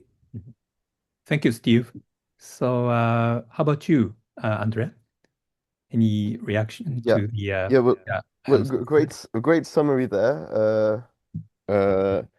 I'm sure the short notice with three so different presentations. But yes, again, like quite similarly to what Steve just mentioned, the great interest of doing these interfaces with the public is like to challenge the acceptability of what we're doing, which is, I think, in regards to climate change is even more important. I mentioned the yellow vest was what actually started the whole process that led to the Citizens' Assembly in Paris. That was from the beginning an issue of acceptability of measures for climate change that people did not accept. That was the starting point of all of it. And having people, just also maybe to just touch on your question about how it changes people to be a part of this. The first thing that we notice is that people who participate in the Citizens' Assembly realize the first thing they realize is it's not that easy, that making public policies is complicated, that there are a lot of different interests, a lot of different actors, of legal framework that you have to take into account. And it is, I think, a very good remedy to like populist, easy solutions to just even read like the report of the Citizen Assembly, for instance, just to see how complex everything is. And that's also very applicable to, of course, like climate-related issues, that it is very like complicated. And that's what people actually learn, I think, from participating is that to begin with. And there's no easy solution to this, and that politics is a trade-off, right? If you want one solution, you're gonna have to allocate resources from elsewhere. You have to make choices, things like that. So yeah, I think that's my final remarks. Yeah, thank you very much. Thank you, Andre, for your insightful comments, follow-up comment. So there seem to be no questions in the Q&A box. So Ayano-san, did you have a question to the follow-up question to the presenters? Yeah, so very small questions. So maybe there are some people who drop off during the process. How many percentage of that in each country. It's Yeah, each case is drop yeah, off the participants. So how many people have drop off through throughout the each process? But I can start. We did improve that quite a lot from the first year to the last. So the first year we had this pretty classic 3/3 kind of distribution. You had 1/3 of the people who were very much participating in everything, very committed. A third who would come once in a while, come to plenary sessions, and then a third that just really disappeared after the first week, to be honest. That was in the beginning. Yep.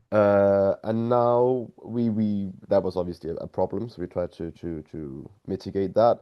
And now at the end it's more like 50% who are really participating a lot, 30% in the medium category, and 20% that kind of disappear as well. So we have managed to like figure out how to make it better. But at the end, even by doing that, it's still like, 20% of people who drop out completely in our case. Yeah. So, Andrea, what do you think is the key to the improvement? I mean, over the past years. Well, we adapted. So I don't know if you noticed, but the first year we didn't have two groups. We had three, and so that in the beginning we said, okay, you're free to decide what topic you want to work on, and then we'll see what the output is going to be. We'll figure that out together. And after that first year, we got two very distinct feedbacks from the people. Where one feedback was it was way too free. We had way too much autonomy. We didn't know where to go. We didn't go anywhere. It was messy.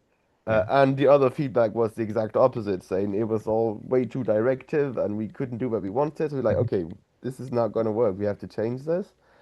So we made these two groups with one that is way much more directive and intense for people who also have time for that and the resources to be part of that group, and another group that's a bit lighter, but where people get to decide what they want to work on and it's a bit freer. So, and the third group, which is the one that if you don't like the topics or the way it's going, please just come to the last one. Still stay in touch, hear what the other working on, maybe come back later. We also had that, we invented that third group also for that. Just keep the link with people, even if they were momentarily not interested. So that was a major change, and it really helped with that. Yeah. So adapting our offer to different profiles of citizen participating. Yeah. Yeah, very interesting. So, what about you for the your process for the drop off, Asakawa-san? Yes, thank you. Yes, so as far as I know, I think it's around 10 to 20% of total. Then, actually, we found most of the drop out is between learning process and deliberation process. And then, we have been very sensitive to that dropout rate. And then, what officials called the participant individually. And then we provided some suite for the participants for the deliberation. And then, we successfully asked some dropout participant to come back to the assembly. Thank you very much. Yeah, interesting. So what about you from the your case, Steve? Yeah, sure. I mean, so we started off with 40 people. Yeah. I think the difference is it's a two-year timeline. Very long I one. think we've probably got about 85% of the original people still involved. So the retention rate's been pretty good, and I think that's a lot because people just feel ownership over being involved and are enjoying the experience, hopefully. So yeah. I see. Yeah. Let me see. So there is one question appearing right now. So should I assume that this is for the mainly for the organizer. So the question is about the presentation files of speakers not attached to the program will be provided. Yeah. The question will be answered probably by the organizer. So yeah, this one is for the asking for presentation files. So and the second one is so what is the question? Let me see. So in the context of India and its population density, if citizen assembly are conducted experimentally, to what extent would their result be practical or implementable? Yeah, so does anyone have any comments or answers to the second question?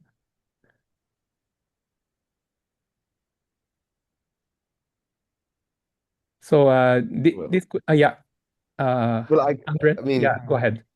well, I do think that there's something that should be mentioned from the very beginning if you're going to do a citizens assembly process. In the learning part in the beginning, the actual conditions, like material conditions, so in this case, a high population density should be stated from the very beginning and be highlighted and taken into account. But I mean, I don't think it makes anything impossible. It should just be, yeah, very clear from the beginning for all participants that we have to work with this specific condition, right? And then people can work around that. Mm-hmm. Thank you very much. Thank you. So I guess it's time that we need to close the session. So I'd like to thank all our speakers for their very valuable insights, and Takeuchi-san for your thoughtful comments. And thank you to all participants for joining us. So I think public participation and deliberation will continue to play a very important role to shape broader climate policy. And I hope today's presentations and discussion will offer you useful perspectives. Thank you very much. And please stay connected for the next session. Thank you. Thank you very much. Thank you very much, Mikami Sensei, Asakawa-san, and Steve, Andre, and then Takeuchi Sensei, for your very insightful session. So we will take a very short break, and then we will resume the meeting at the 8 p.m. in Japan, and then also the noon time in the Central Europe time. So, thank you. Hello. We are now resuming the meeting. So next up is a final panel discussion entitled 10 Years After the Paris Agreement, What Should We Do in the Next? So I will invite Professor Toshihiko Masui from the University of Osaka and then also the NIS, Japan, to chair the session. So Masui Sensei, floor is yours. Thank you very much, Ishikawa-san.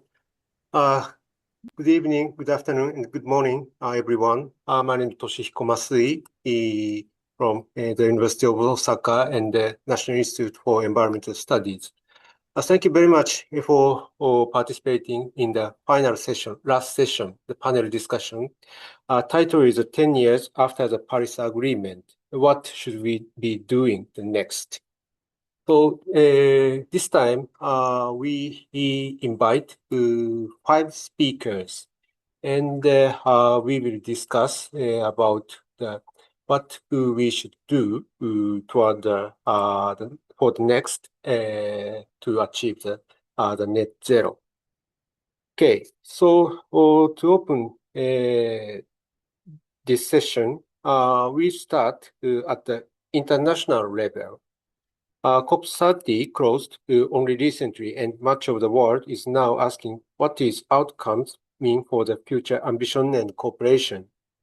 We are fortunate to have leading experts who have closely followed the negotiations and can help us interpret their significance. So firstly, I'd like to invite Professor Emilio Rovere from the Federal University of Rio de Janeiro, Brazil. And he's a leading expert on climate policy development and just transition with a strong focus on the global south. Emilio Is Thank it you very okay? much. Yes. So, yeah, firstly, I'd like to invite you. So, floor is yours. Yeah. Thank you very much for the kind invitation. I'm Emilio Leveri Larovere from the Federal University of Rio de Janeiro. And I will start with some key outcomes of COP30 and the implications for future negotiations. I think the first point I would like to make is that at COP30, more than 80 countries supported the launching of a roadmap for the transition away from fossil fuels. And this, as you know, will be discussed in a meeting organized by Colombia and the Netherlands in April 2026.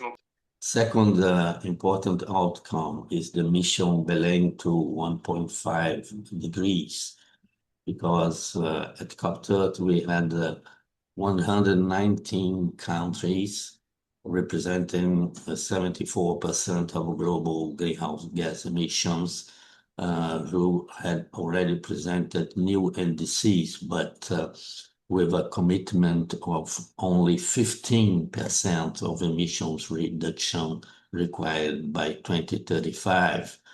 And in order to be consistent with a 1.5 degrees pathway.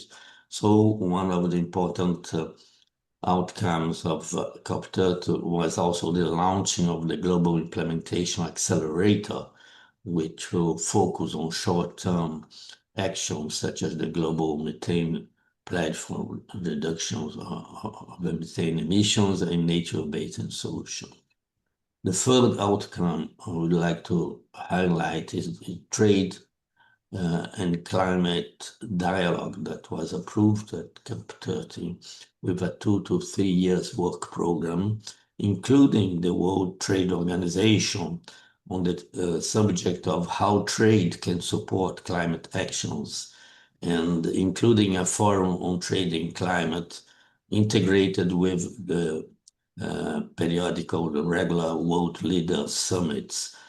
So this is a good opportunity to discuss CBAM, the Carbon Border Adjustment Mechanism, among other issues.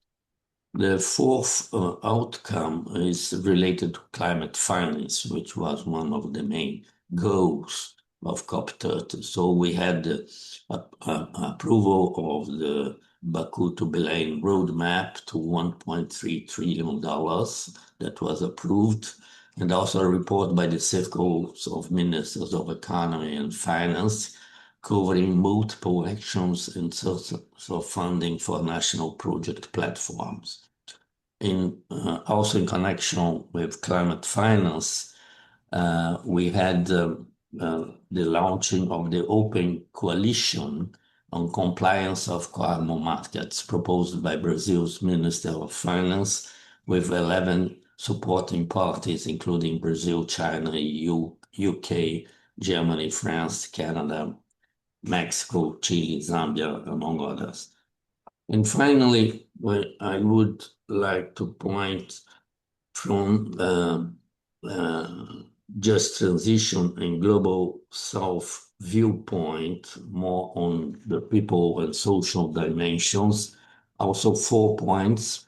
First, the launching of the Just Transition Mechanism, which is a multilateral framework. Let's see how it unfolds. We have a report by June in Bonn, and then another at COP31. Second, the tripling of adaptation finance goal from $40 billion per year by 2021 to reach now $120 billion per year by 2035. Third, the global adaptation goal, which was approved with 59 indicators in 7 sectors. There are still some pending controversies to be settled in Bonn in the SB June meeting.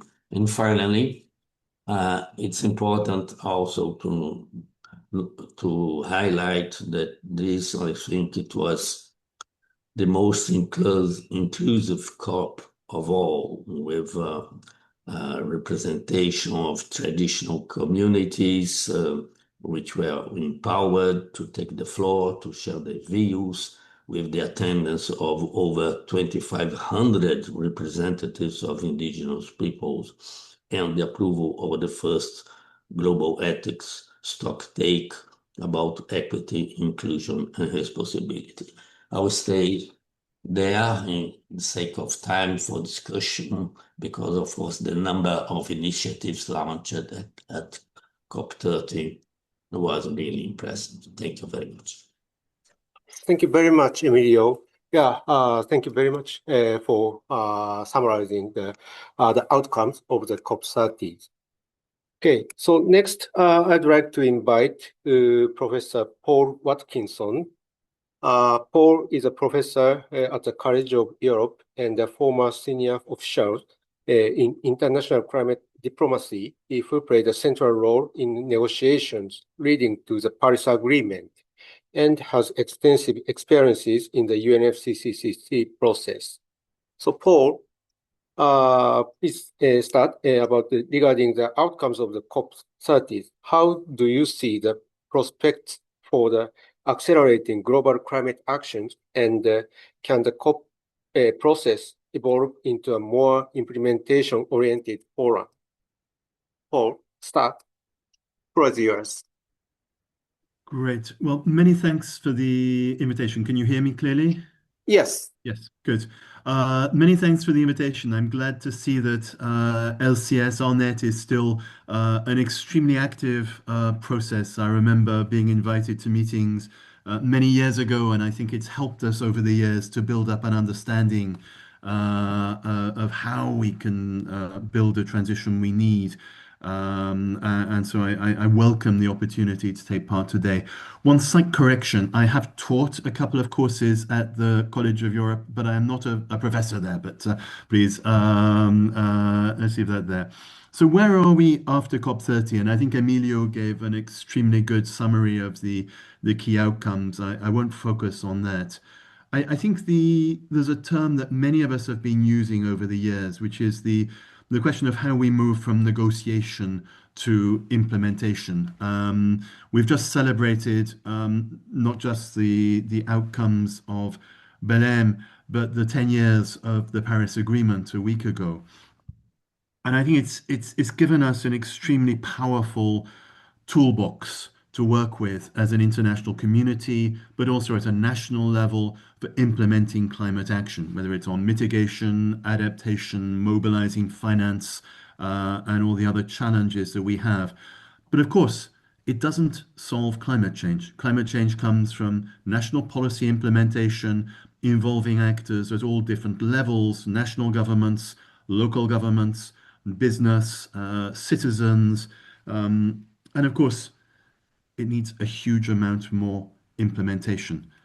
We often have this conversation around ambition, and I think the debate on ambition is a very important one, but I tend to prefer to focus on what is alignment with the targets and what is actual implementation and delivery of policies. And I think if we look at the report produced by UNEP on its emissions gap report when the opening of COP30, it focuses on where we could be with current policies, where we could get to if we actually implement the targets we've set, which is not enough, but it's closer, and what we could get to if we actually implement policies to align ourselves with our mid-century targets.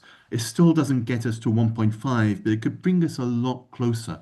And so this emphasis on implementation really has to be at the center of the policy debate from now on. And I think one thing we saw in Belém is we're probably at the limit of what the international community can deliver in terms of reaching agreement on what the pathways should be. A consensus process is extremely difficult to reach agreement on what pathways should be. But there is strong support, the strong mobilization for many countries to work, including on the phasing out of fossil fuels, the transition to in different sectors, be it transport, industry, agriculture, many other areas. How do we deal with that transition? How do we overcome the barriers to action. And I think the results of COP30 give us a number of potentially very powerful tools as we move forward. I think Emilio already referred to the Belém mission to 1.5 and the global implementation accelerator.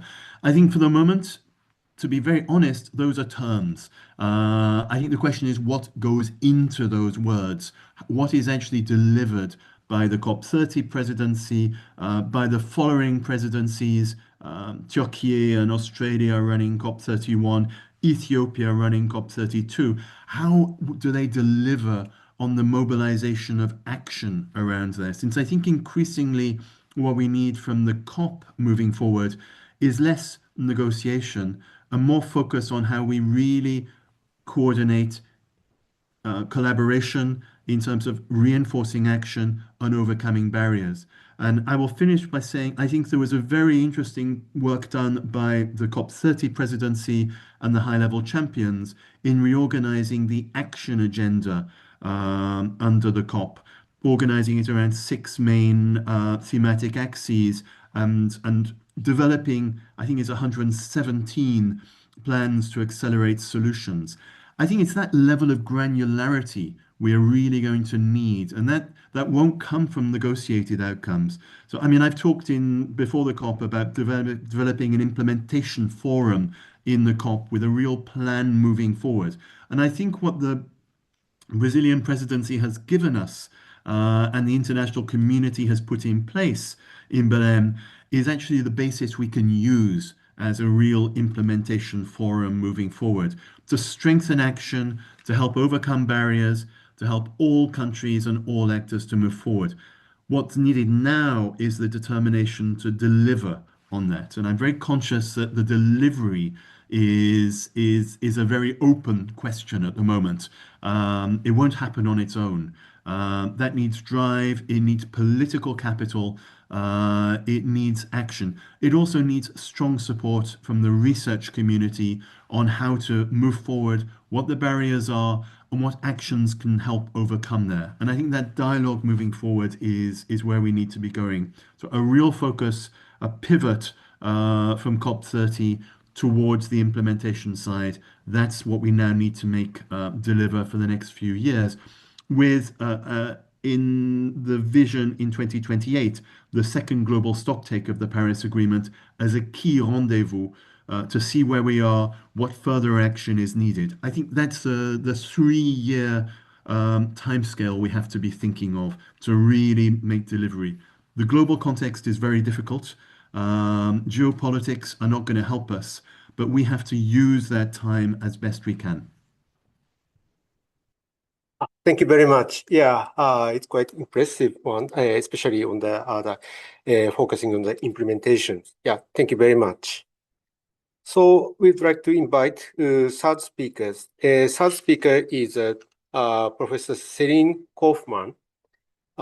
Celine is the Chief Programs Officer at IDDRI, specializing in climate governance, policy implementation, social acceptabilities, and institutional design for the net zero transition.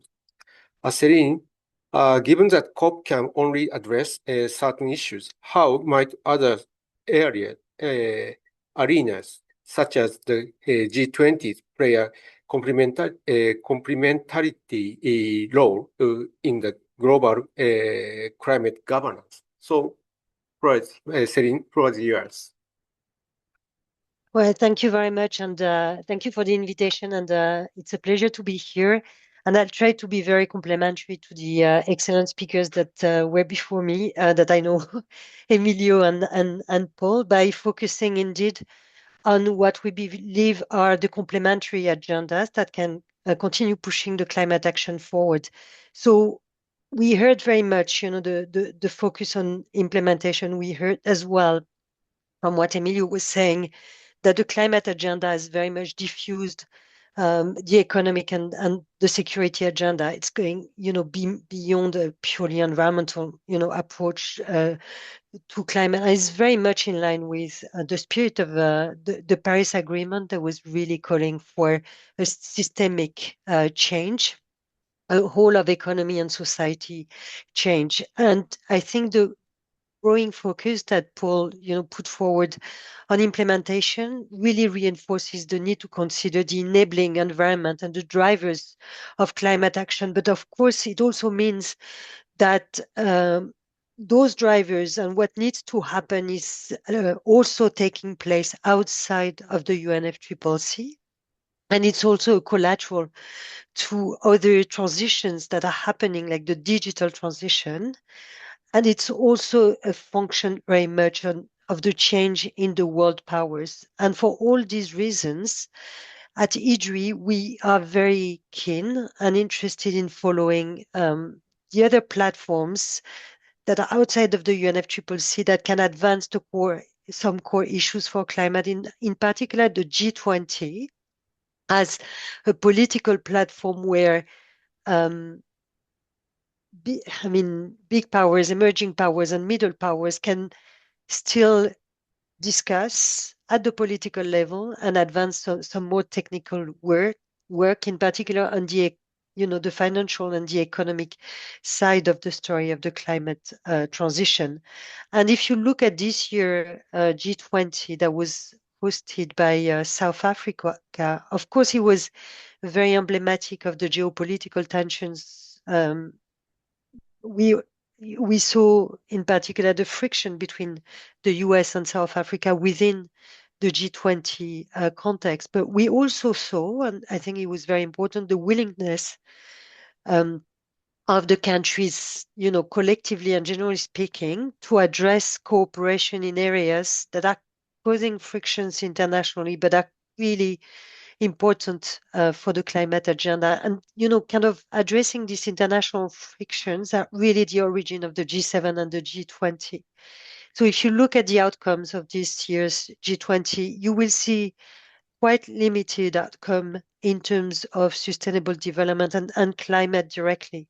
However, if you look at the main outcomes, you will see that the G20 has managed to advance some collateral pieces of the puzzle, and in particular in two areas. The first one is industrial policy and critical raw materials, and the second one is resilience. And I really think that South Africa can claim to have embraced the challenges associated with new industrial policies. They've established an ad hoc task force on inclusive growth, industrialization, employment inequality reduction that produced principles for sustainable industrial policy and a governance framework for critical minerals, which cover a wide range of issues, but very importantly, it covers the issue of the value addition in producing countries, which is really at the core of some of the discussion between countries of the South and countries of the North. And this is, of course, about the value chains of tomorrow's economy. So very much related to the green transition, the digital transition, whose opportunities are really what a number of countries raised as a topic for discussion at COP30. And I'm sure you saw as well the Belém Declaration on Global Green Industrialization, a multi-stakeholder call that is very much around these issues of opportunities for a number of countries that the transition is offering, and that shouldn't be missed. The second big topic that was raised in the G20 is very much related to the issue of natural risk disaster risks and their management, and of how to build resilience. If you look at the G20 communique that came out at the end, you'll see that resilience and this issue of natural disasters is the first topic that is addressed in the communique, meaning that South Africa has managed to raise that topic very high on the agenda.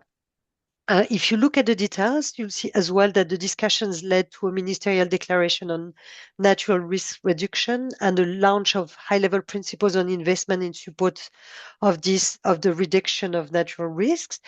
This is very much, high-level language. But if you look at the working groups of the G20, and in particular the Sustainable Finance Working Group.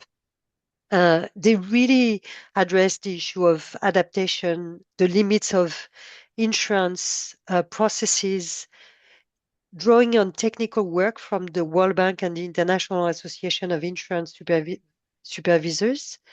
And they proposed a series of recommendations as part of the report of the Sustainable Finance Working Group that is really interesting in terms of a path that it sets for the future G20 discussions.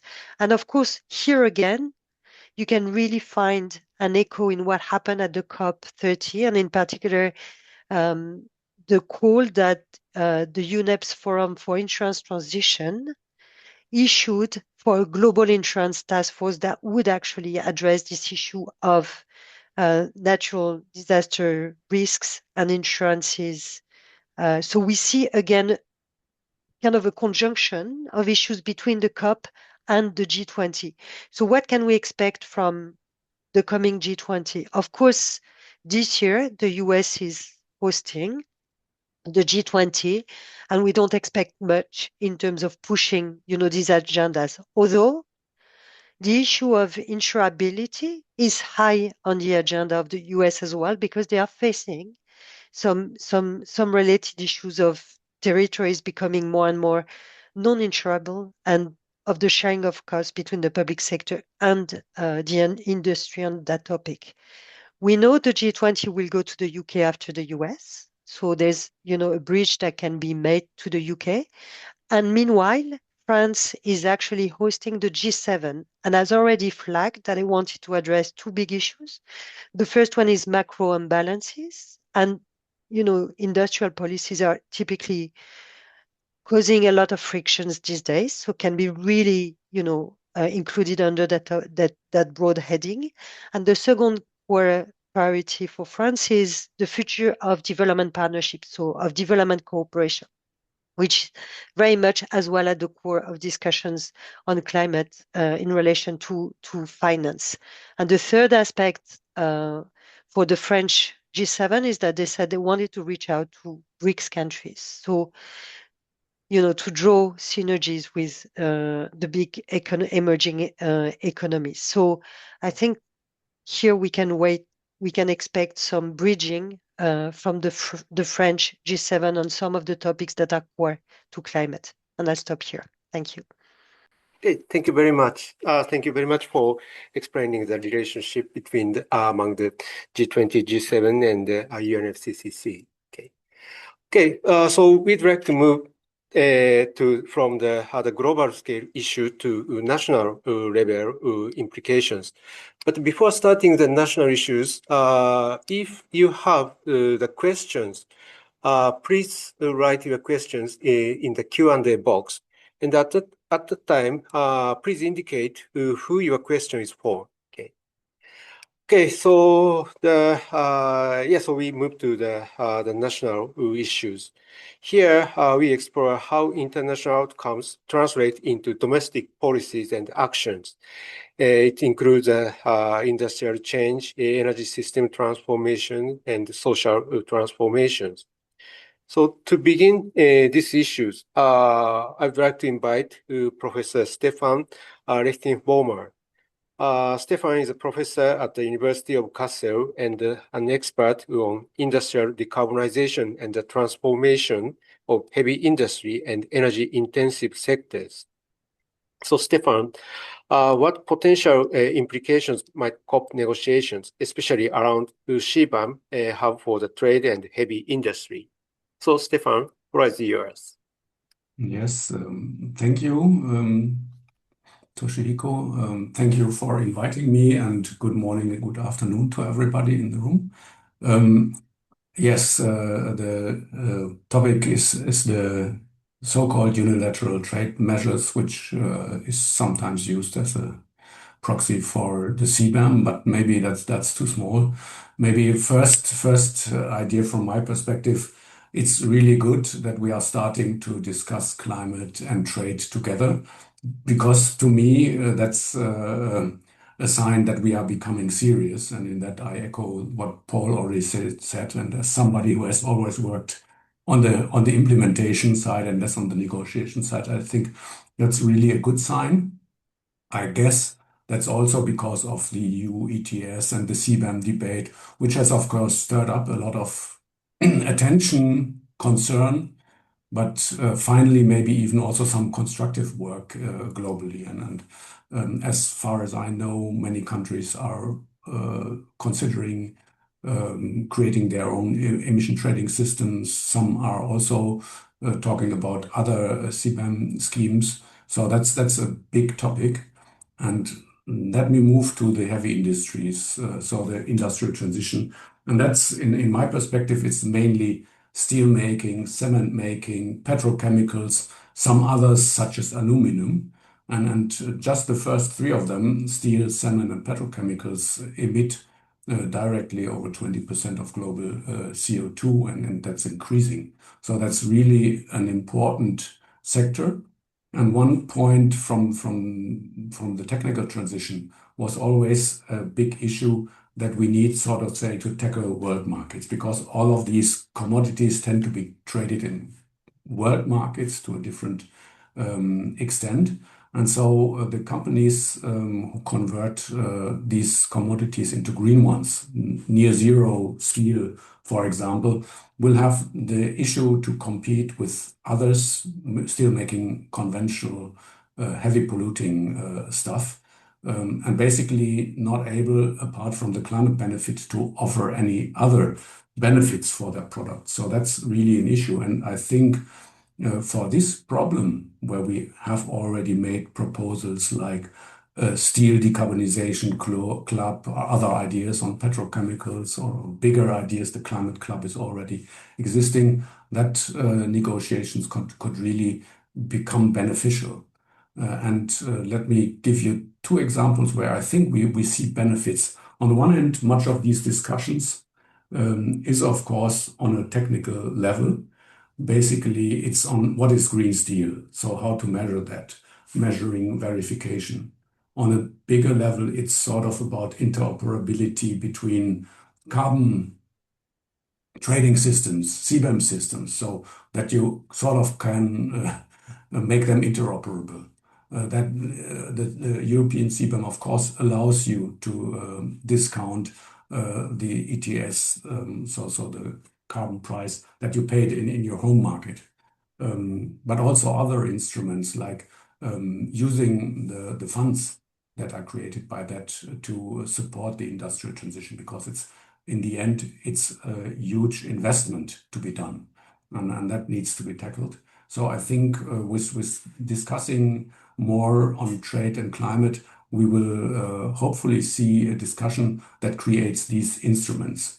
So far, to my knowledge, it's not really clear in which of the different fora that are now emerging that will be finally discussed, but I'm no expert on that. But I think really using that for enabling the transition is very important. Maybe one other example is we have been working on green steel and green iron trade. And that's, on the one hand, we see now much more protectionism in the European Union, because industry and European industrial model is under pressure. And so we will see geopolitics and protectionism there, definitely. But I think it can be made in an intelligent way to protect against the real dangers and not against the transition. But that's a challenge to be tackled in these negotiations, in these processes that we will see. And Celine also mentioned the G20 as an important role in that. And maybe a last point, I think just transition, whatever that may be, is also an important point here, because all of these heavy industries are located in industrial regions.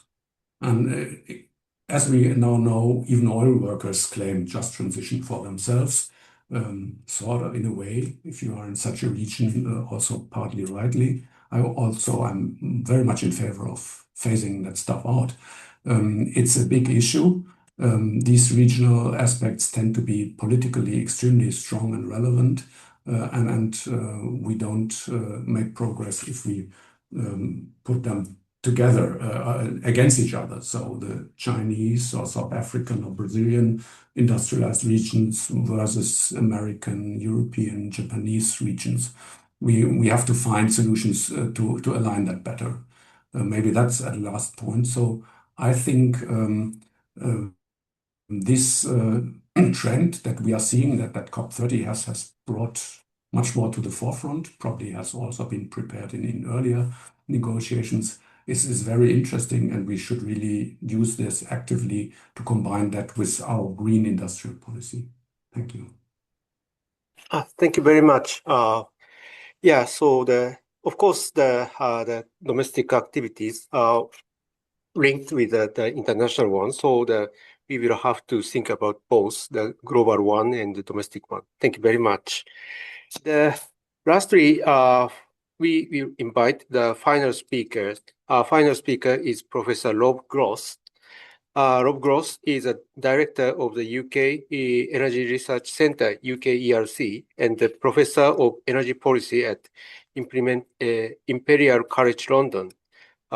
He is a leading expert on energy systems, electricity markets, and renewable energy integrations. So, Rob, from the energy system perspective, what do you see as the biggest barriers to accelerating the national transformation after the COP30? So, Rob, floor is yours. Thank you very much. And hello to everybody. It's a pleasure to be here. I'm going to take a slightly different direction on your question. I'm going to very quickly show some slides about the UK's plan to do clean power by 2030, which is all very positive and exciting. But I'm going to use that to make some reflections on how the politics of this conversation have really fundamentally shifted in the last few years, and hopefully that will give an answer to the question. So forgive me, I'm going to do a quick screen share, and then hopefully I'll use that to come back to address the question, and I will be very, very quick. So these slides are from the UK government from earlier in the year. When we had an election in the summer of 2024, we elected a left of centre government, a Labour government, and one of their manifesto pledges was to make Britain a clean energy superpower and to deliver clean power in 2030, whilst at the same time taking £300 off bills. They've created a special unit in government, Mission Control for Clean Power 2030. There's an advisory commission, which I'm lucky enough to be on. And this is the action plan. There's some slides here on the action plan on how to deliver 2030. So already, UK greenhouse gas emissions on a 1990 baseline have halved. The main reason for that is because of the very sort of dramatic progress we've made in decarbonising our electricity grid. And the way that that's been done is through the growth of renewables and the closure of coal. So Britain's last closed coal-fired power station was closed last year. And the balancing of the renewables is done largely through gas and interconnectors. I'm going to skip through some of these fairly quickly, but you can see the portfolio of generation you've got there. I think that this is a really important slide because it shows what needs to happen to demand to 2030 and then out to 2050. This is for electricity. An important thing to note here is that to 2030, not much changes because the electrification agenda of electrification of heating and transport won't have gone very far in the next 4 years. But by 2050, the electrification agenda, if we're to stay on track, and this is where I'm going to start to introduce my kind of concerns about the politics, if we stay on track with our net zero aspirations, which were put into law in the UK in 2019, it's the first major economy to set a net zero target, then we need to continue this electrification journey. And that is increasingly contested. And I think that's where some of the problems begin to arise, because if we're building a power system in the anticipation of electrification of the 2/3 of energy end uses, which are currently delivered in the UK as in many other countries by burning stuff, and then we don't proceed with that trajectory, then we build a very expensive system relative to the volume of users. So we have some problems emerging. There's some scenarios for how you could meet clean power in 2030. I'm not going to go into a huge amount of detail on all of this. How much renewables you need relative to other sources is the key kind of differentiator between these two scenarios. I'm just going to flick through these slides because this is the dashboard. So the needle shows where we are, and the right-hand side of the speedometer or the rev counter or the gauge shows where we need to get to. And in most areas, there's a very large amount of growth needed in a short space of time. So it's a really, really ambitious set of targets. I'm not going to go through that. There's a lot of infrastructure that's required, particularly in the electricity network space. And I'll speak to some of that. Now, this is the final slide, and I'll stop sharing after this. There's a cost associated with this. It's a more capital intensive system that ultimately in the long run has the opportunity to provide benefits through reducing ongoing fuel costs, and also has the potential to bring various industrial benefits through the development of these technologies, but it's not costless. And so I think that really leads to a certain amount of discussion. So I'm going to stop sharing. I hope I've stopped sharing. I now can't see. Okay, good. I'm just going to make provide a few thoughts on this. So we've in the UK we've had a Climate Change Act since 2008. We've had increasingly ambitious targets on climate change, 60% to 80% to net zero. Throughout all of that time until last year, there was a political consensus across all of the main political parties that we needed for the Climate Change Act and for making progress towards our targets for 2050. That political consensus, so we still have a very ambitious government. They might not be doing everything right. They might be focusing too much on clean power. They might not be paying enough attention to heat or transport or industry, but we can discuss all of those things. But we still have a government at the moment that's committed to this agenda. However, we've seen starting from the kind of the far right fringe. So the far right fringe, so basically just say climate change isn't real. But the more kind of mainstream Conservative Party is now saying, of course, climate change is real, but this is too expensive. We need to go more slowly. And very, very similar noises are being heard all around the world, right across Europe. The EU has just watered down its electric vehicle targets, which leaves the UK exposed because we still have very ambitious electric vehicle targets, and we need to work together on these things. It used to be straightforward to tell a story that renewables are cheaper. That's much more difficult at the moment because some of the supply chains for renewables are very congested, which is pushing prices up. We're also reaching the point on many energy systems where the integration costs are going up, where the kind of volume of renewables is becoming more difficult to manage. And we're in a global context where, although it's still high by historic norms, the price of gas is coming down relative to the very high prices that we saw when Russia invaded Ukraine. So the narrative around this is more challenging. And the politics of this, I think, where we really need to focus our thoughts and our attention and our analysis. We can't make things other than they are. As scholars, we need to follow the evidence, and we need to be honest about the trade-offs that we face as well, and the benefits as well. But I think that if we proceed as if the world hadn't changed and continue to have the same conversations that we might have been having in 2019, then we will miss what's really important here. And what's really important here is to maintain a positive narrative that allows us to carry public opinion in support of action on climate change. Because otherwise, unfortunately, whether it's the very reactionary end of the political spectrum or somewhere in between who just says, yes, but, then action will falter. we won't be able to continue to make progress. Thank you. Okay, thank you very much. Yeah, thank you for explaining, introducing that example in UK energy systems. Yeah, so thank you very much for all speakers. Yeah, quite informative presentations. Yeah, so firstly, if you have questions to other speakers' talk, or if you want to say some additional opinion, of course, time is quite limited, so I allow 1 or 2 minutes. But if you want to say something from the viewpoint of the linkage between the international one and domestic one, yeah, please. No one say? Oh, yes. So firstly, to Emilio, and then Stefan, and Paul. So firstly, please start, Emilio. Thank you.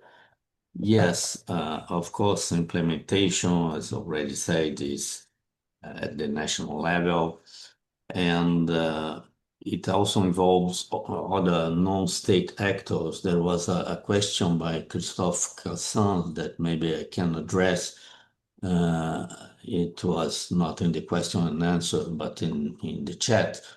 But I think at COP30 there were a number of initiatives involving not only countries but also international organizations and non-state actors. So we can mention the CHAMP initiative, gathering cities, states, and regions, and we can also remind the Bioeconomy Challenge, which was launched as a global platform for increased investments in sustainable markets of forest economy. And it encompasses forests, regenerative agriculture, restoration, social bioeconomy, and innovation in finance for bioeconomy and bioindustrialization. So a number of actors will be involved, and this gives quite concrete steps towards implementation. And of course, the COP30 was held in the Amazon region, so there are a number of initiatives such as the on agriculture, forest, and land use. So we can highlight the intergovernmental commitment on land ownership governance by 15 governments agreeing to formally acknowledge 160 million hectares of land occupied and used by indigenous peoples and local communities. A number of these land,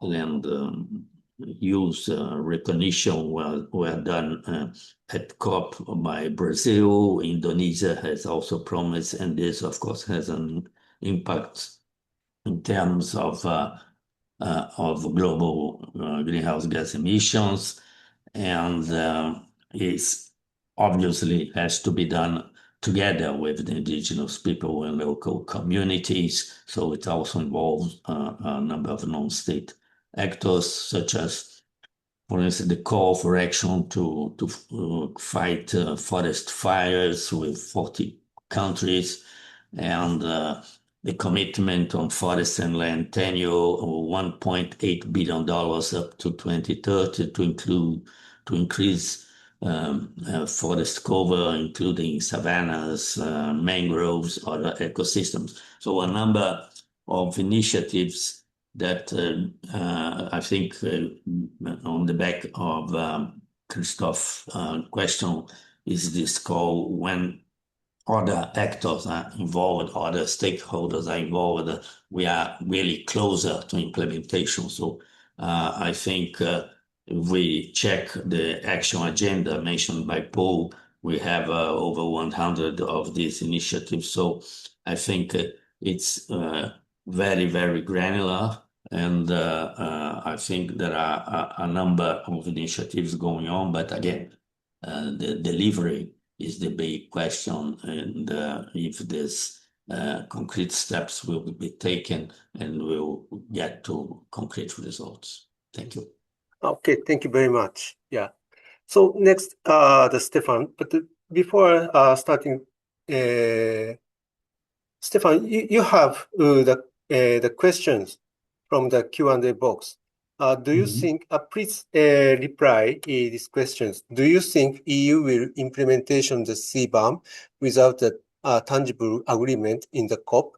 Which countries are aggressive but important opponents? So, Yes, please. yes. Thank you, Toshihiko. I saw the question, and yeah, I can answer it first before giving a reflection on Rob's presentation. I'm not really into the deep politics of CBAM. However, CBAM is implemented. The next phase will start in 12 days, and that's definitely. However, the CBAM is, of course, an instrument which is under development. So far, it only covers a small number of products. Many details in the regulations are still under construction or are just coming out. So I think it will be definitely implemented. It is implemented, and that will not change, but the degree of how it's executed, there is still lots of room. It's of course also a very complex and messy thing, and there's lots of room for negotiation and improvement. And let me hope also for better alignment with the COP and in the international arena for forwarding more on climate mitigation. But for details, we need to have better experts on that. But I wanted to also raise another point on the presentation by Rob on the challenges of electrification. And we have similar debates in Germany, as you already pointed out.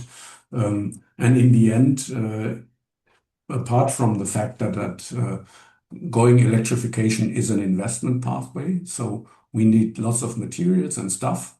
Value chains and has become more expensive by inflation, and we need lots of money, and capital has also become more expensive recently. So that's sort of a perfect storm for electrification. That's not good. However, there are quite good proposals on how to fund that, because in the end, it's an infrastructure we are investing in. And just highlighting that point in the German debate at least, but I guess also elsewhere, very good proposals how societies could fund that and make that much cheaper, because all the benefits that we maybe highlight that more, but they are still there. And maybe a second point, we all see this big AI boom in the US and elsewhere. I'm not really knowledgeable on that, but it's heavily depending on lots of electricity. So that sort of links into it. And we have seen some of these projects didn't materialize in the end, but interesting novel development projects in Germany were always linked to the availability of abundance of green electricity. So maybe we have to exploit this link much stronger to make a better case of the electrification, basically. Okay, thank you very much. So next, Paul. Paul, you have also the questions. Among the actions agenda of the UNFCCC, do you see any potential promising initiatives involving coalitions of countries and or international organization, non-state actors? So this is a question to you. So if possible, yeah, please respond to this question also. So please go ahead. Okay, thank you so much. And I will pick up on that in one moment. I wanted to react first, if I may, to some comments that Rob made in his presentation, and then I will pick up Christoph's question. I think the question of the narrative is an extraordinarily important one. And I think we have to face up to it. We cannot simply say that decarbonizing the world is a good thing. It is, but it doesn't build the public support that we need. And I think we need to find the ways of creating a narrative about building a better, fairer, cleaner, more resilient future, which is prosperous, which actually gives people hope. We live in a world which is extremely troubling, and people are starting to feel, I think we just heard it's 12 days until the start of the next year. Is next year better than this year? A lot of people are going to say no. And I think one of our challenges is overcoming this lack of faith in the future. And building that, I think, is a key part of what we need.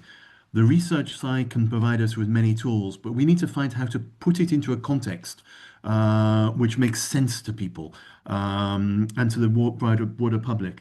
And coming to Christoph's question on the initiatives, I won't get into the lengthy detail. What I think is very good in the way that the Brazilian presidency and the champions worked is instead of launching a large number of new initiatives, which previous presidencies have done, and I was an advisor to the COP28 presidency in the UAE 2 years ago, which went rather overboard in launching new initiatives. But I think it's built on the ones which had already been launched. It's brought them together to be more coherent. It's looked at how they are making progress. And Emilio mentioned one which I do like a lot, which is CHAMP, looking at that multi-level action, bringing in national governments, local governments, different players. And I think that's also very important, coming back to this narrative side, since building the link to local governance can be one of the best ways we have to bring in citizens, to bring in public support. And I think you were talking about different ways of doing this previously. So I think that's a side that is promising, and we need to build on those. The just transition, the involvement of citizens, the building support, and of course the financing. Those are the things that we need the cooperation to help us move forward. Okay, thank you very much. So next, Celine, if you want to say something additional to the same questions, yeah, please. Yeah, thank you very much. Maybe a couple of quick reactions. The first one on maybe the question of narrative, and I would call it also, priorities, because what we've seen is in the last few years a strong shift in government priorities towards a competitiveness agenda, towards the security agenda, and so on. And I do think that one of the moves to make for the climate community, which is why we are so interested as IDDRI into other platforms and discussions within the EU and the G20, is actually to push the climate agenda into that competitiveness agenda, into the security agenda, because they are very strong hooks. I mean, the decarbonization is the innovation of horizon of many countries, and the decarbonization agenda can really be taken forward through that competitiveness lens. The energy security as well can bring forward some of the climate agenda. There are more issues when we go into areas that are less easy to take forward through this competitiveness and security agenda, unless you take security in a very broad sense of resilience. But we've seen in Europe with the Green Deal that it was much more difficult to carry forward the acquis or some of the strong areas of the Green Deal that related to pollution, to agriculture, and so on, because it's much more difficult to bring forward in these new narratives. And there's a key question on how we manage to still push for these collateral agendas. When it comes to some of the interesting initiatives, not necessarily in the action agenda, but more broadly, that we think would be that we have to continue some way or the other, and to see how which shape it can take into the next COP presidencies. One is the push that Brazil did in terms of bringing together the ministers of finance, the finance ministers, and the ministers that were in charge of climate. We know they started with the G20. South Africa didn't, kind of continue the effort and didn't continue the task force on climate. That was a way to bring together the finance and the climate ministers. So Brazil, organized this circle of finance ministers into the COP30 to continue having the discussion, trying to institutionalize a bit more those regular meetings between finance ministers and climate ministers, to us is one of the areas that should continue to be pushed. The trade agenda is also something super important from what I see, but I really stand to be corrected by the experts of the UNFCCC on the call, is that in the end, the trade agenda will remain within the UNFCCC and is, kind of a series of dialogues to be organized by the subsidiary body and so on. I would argue that actually the trade agenda should be taken in between the organization in charge of trade and the organization in charge of climate. So in between the WTO, the ITC, UNCTAD, and UNFCCC, but not remain entirely within the UNFCCC. Because what is the incentive of the trade policymakers, the trade, decision makers to actually come within the UNFCCC? It's not completely clear to me. So trying to continue pushing for these, in-between platforms where the topic can be discussed, on a level playing field between different policymakers, I think will be a challenge going forward for climate. Okay, thank you very much. Yes. So the Rob, you. Well, I thought maybe we're running out of time, so I took my hand down. Okay. Sorry. Yeah. So. It's fine. But if you want to say. I was just going to make an observation, which I think that we need to be paying more attention to the interrelationships between the political economy and kind of economics of this wider situation. So, on the CBAM point, the political economy and the kind of interests of interest groups, like, say, for example, Volkswagen, can align on occasion with climate policy, and on other occasions they don't align. So CBAM is quite aligned with some industrial protectionist policies within Northern Europe, and that's why the UK would like to be able to come inside the CBAM so that we get the same benefits. But the same players have opposed the electric vehicle aspirations, and these things kind of shift around and change, and they're not independent of public opinion. I mean, public opinion in the UK remains, very, very much concerned about climate change. There's no kind of there's not very much climate skepticism, and yet somehow we've lost the narrative. So the same people were saying very concerned about climate change. The weather's all weird. We need to do something. Oh, but net zero is stupid. So I think in this community, it would be very interesting to pay more attention to the interactions between those different dimensions and how we can do more to understand them. That's all. Thank you. Thank you very much. Thank you very much for all the speakers. Yeah, so your the talk is quite interesting and quite informative. So the time has already passed 1 hour, so we will have to conclude this panel discussions.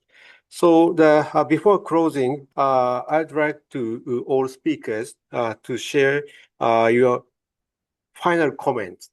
So please talk within 1 minute. Sorry, the time is quite limited. Please make a comment based on your own thoughts regarding the challenges, the next challenges we should address for the next futures. So firstly, I'd like to invite Emilio, please. Yes, thank you. I think next year we'll see the continuation, the extension of some of the initiatives actually launched by the Brazilian presidency. We are pretty much looking forward to this April meeting in Colombia and the Bonn meeting with a number of issues to be settled. And I think in some cases, of course, not all these initiatives will really present concrete results. Some of them seem a little fuzzy, nebulous, and we'll see some of them presenting a clear plan of action at COP31. But anyway, I think that was a strong move towards, say, strengthening multilateralism, which was really needing that in the current times. Thank you. Thank you very much. Yeah. So next, the Paul, please. I have very little extra to say to what I've said already. I think it's very much the determination to move forward. It's moving to a delivery phase, and I think we have to fill out these tools that the Brazilian COP30 has given us, and try to make them work. They probably won't be perfect. Things never are, but we have to use them. We have to move forward. We have to work with the future COP presidencies. And I think there is a real need for us to maintain this dialogue between policymakers, research community, to keep this as a very informed process as best we can as we move forward. Thank you very much. Thank you. So next, Celine. Yeah, thank you very much. I want to pick up on a sentence that I think Paul said earlier, which is that maybe the core milestones when it comes to the COPs is, the COP33, where you have the next GST. And I understand that India has put a bid in terms of hosting. And I think if India is put in that position of hosting a COP, they will want to deliver something. So it's probably the next COP that will, be able to mobilize actors from the north and the south. So to me, this is the right horizon to be thinking about action. But meanwhile, on our side, we will be very attuned to what's happening in the EU, because Rob mentioned, and Stefan as well. I mean, we see some, kind of uncertainty around some of the core objectives and, kind of going back on some of the intermediary and the trajectory that the EU has adopted. So clean industrial deal is really, an area that we want to follow closely, with new measures to be adopted and announced at the end of January. The circular strategy as well will be core in terms of some of the ambition and oriented directions that Europe is taking. So I would really invite all the efforts to kind of, try to follow what's happening in Europe and influence so that it continues to support a strong ambition. Okay, thank you very much. Yeah. So next, Stefan. Yes, thank you. Also little to add, but I following up on Celine, I think taking action on this trade agenda, linking it to CBAM and trying to make a constructive vision out of that, countering all the protectionist arguments that we also see. So going to make a positive case of that. And I think there are some windows of opportunity, currently, particularly cooperation with countries like Brazil or India, where we could do that. I think that could be an interesting link to link progress in the UNFCCC and trade agenda as well on the European Union's policies, which I think are still quite important and pushing forward. And that's the main point from my perspective. Okay, thank you very much. Okay. Finally, that Rob. No further comments. I think I made my point at the end of what I said just now. I think this is all about understanding the interrelationships between political economy, public opinion, and narrative. Thanks. Okay, thank you very much. Yeah. So I'd like to conclude this session by expressing my gratitude to all the speakers and everyone who participated in the discussion. Of course, so we are facing the many barriers to achieve the net zero, but we will have to go forward together. So I think this meeting, LCS-RNet meeting, and other activities we support to achieve such is a net zero. Okay.